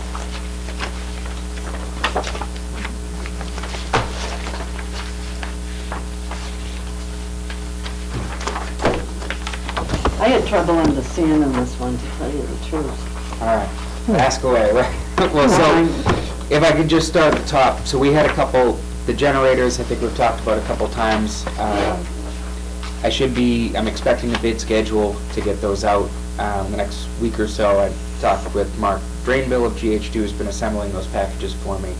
But just where some of these have been hanging out there for a long time. Just kind of what my intentions are for funding the gap between when we approved the money and since COVID happened. So the ATM 19 T1 generator, I'm looking to, these are estimated actuals, these aren't as bid numbers, but these were the price that I was able to get from the generator supplier for the unit and the transfer switch. That's this generator? This one here, yeah.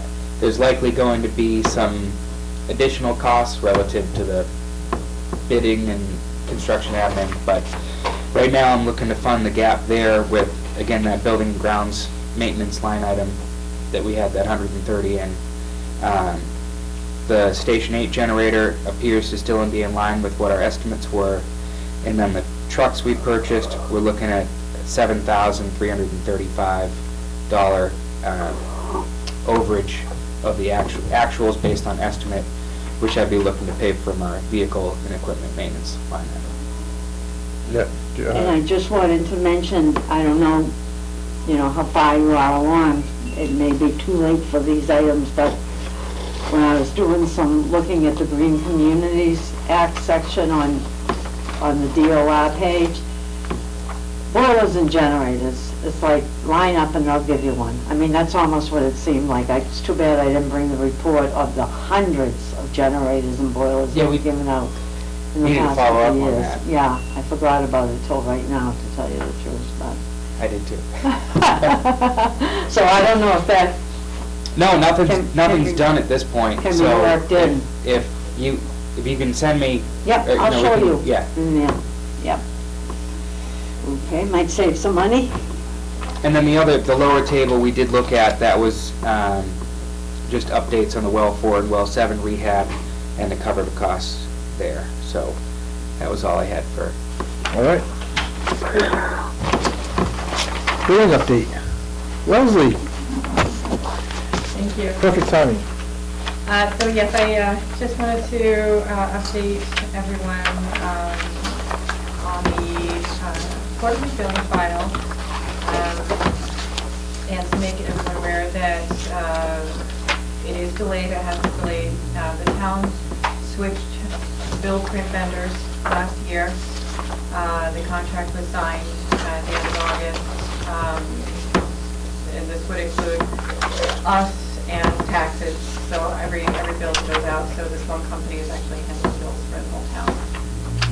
The implementation process has taken longer than they actually informed us it would take, so it's been a bit challenging. So we've been very, very much on it to get their bills in the mail as quickly as possible. As of today, I'm going to be now finally uploading the file to them, now that they have everything hopefully sorted out once and for all, which means that the bills should be hitting the mail on Saturday in preparation for everyone next week. Because of the delay in the processing, the paperless customers that we have will be getting a hard copy bill for this quarter. The paperless option will resume for the next quarter, which will be in April. But as an exception, because it's a new company and they had a few difficulties on their end, we are going to just be sending every bill to every customer by mail.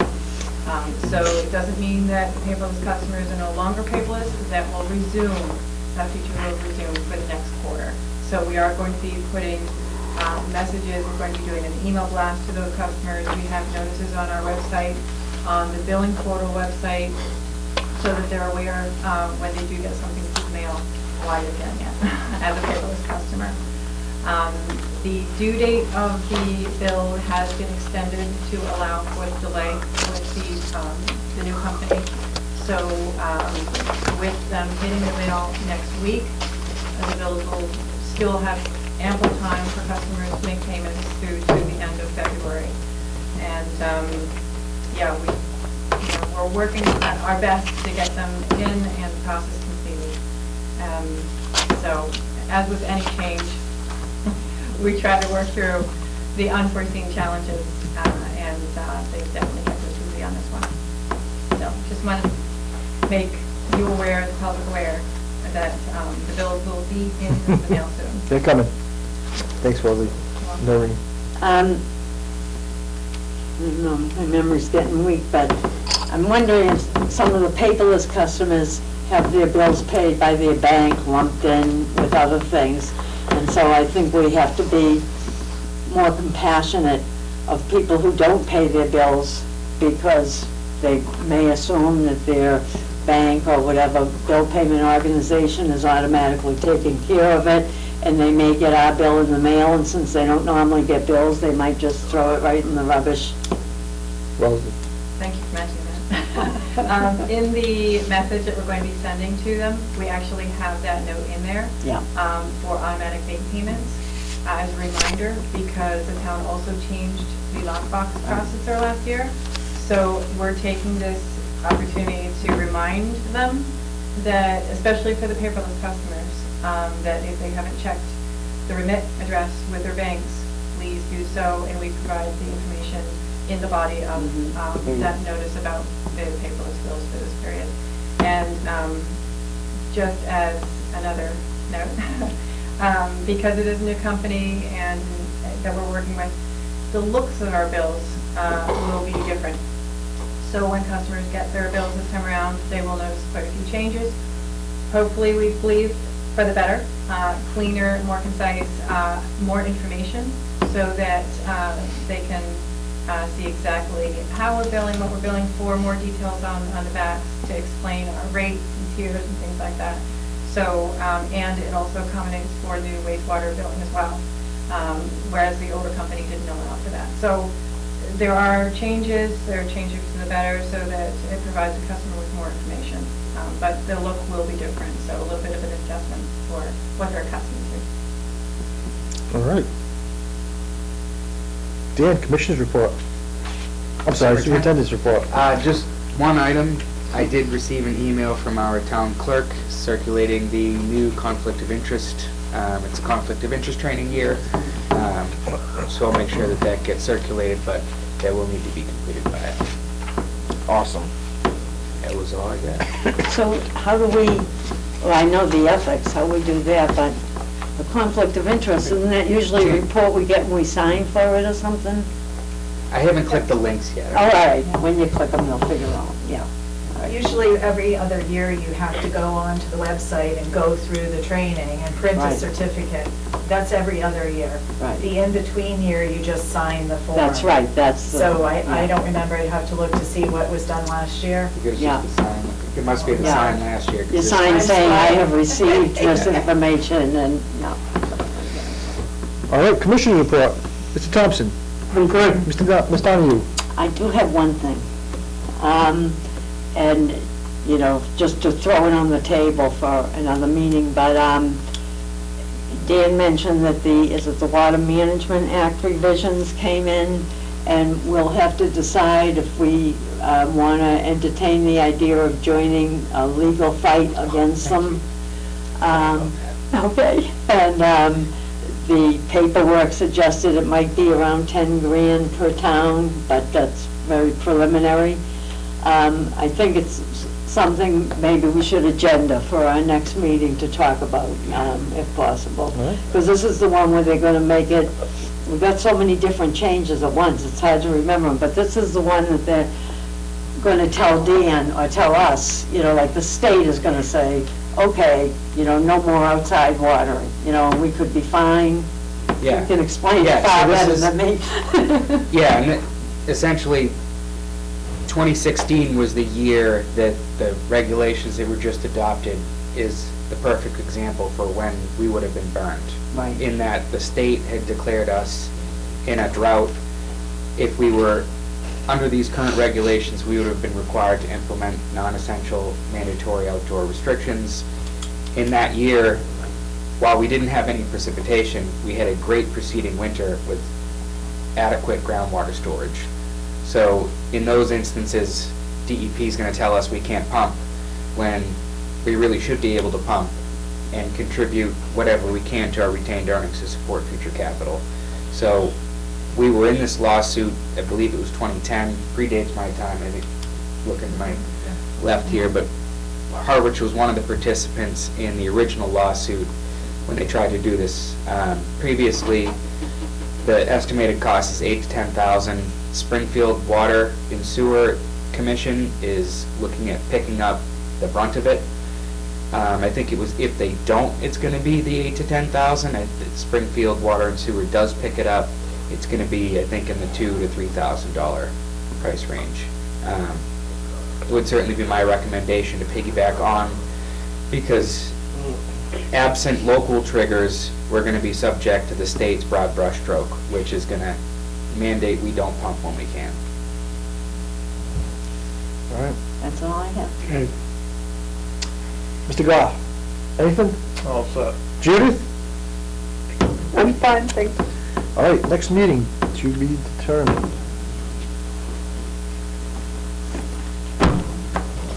It'll be the week of February 6th through the 10th.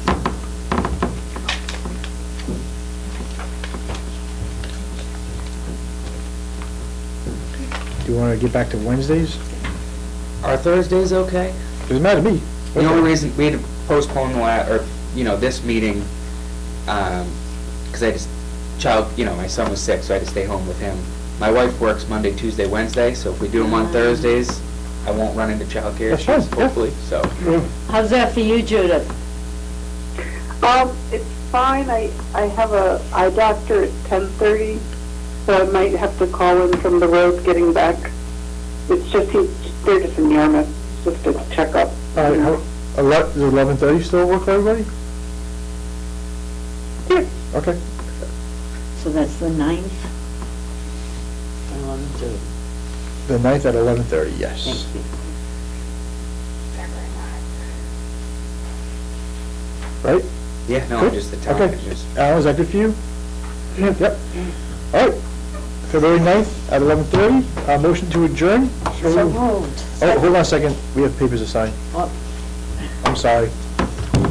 don't say you're sorry.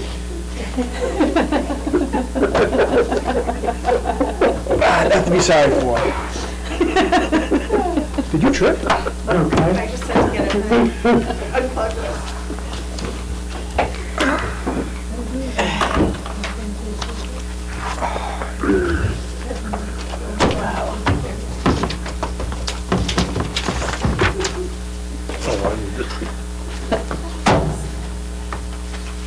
The clips won't even fit around this, okay?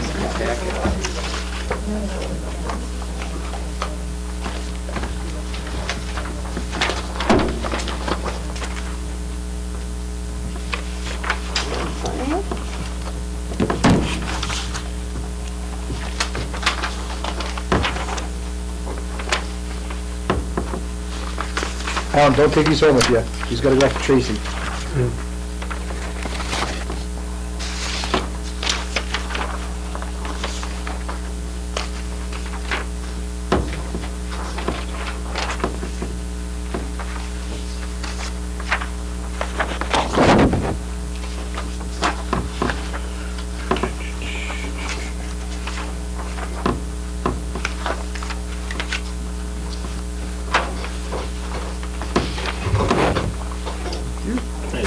Hold up the.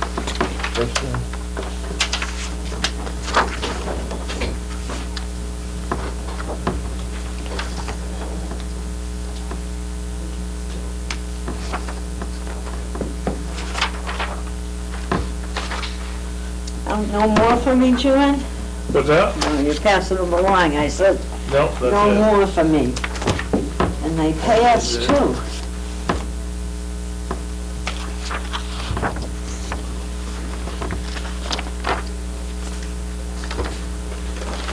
That was a long meeting. Yeah, a lot of good stuff. Yeah.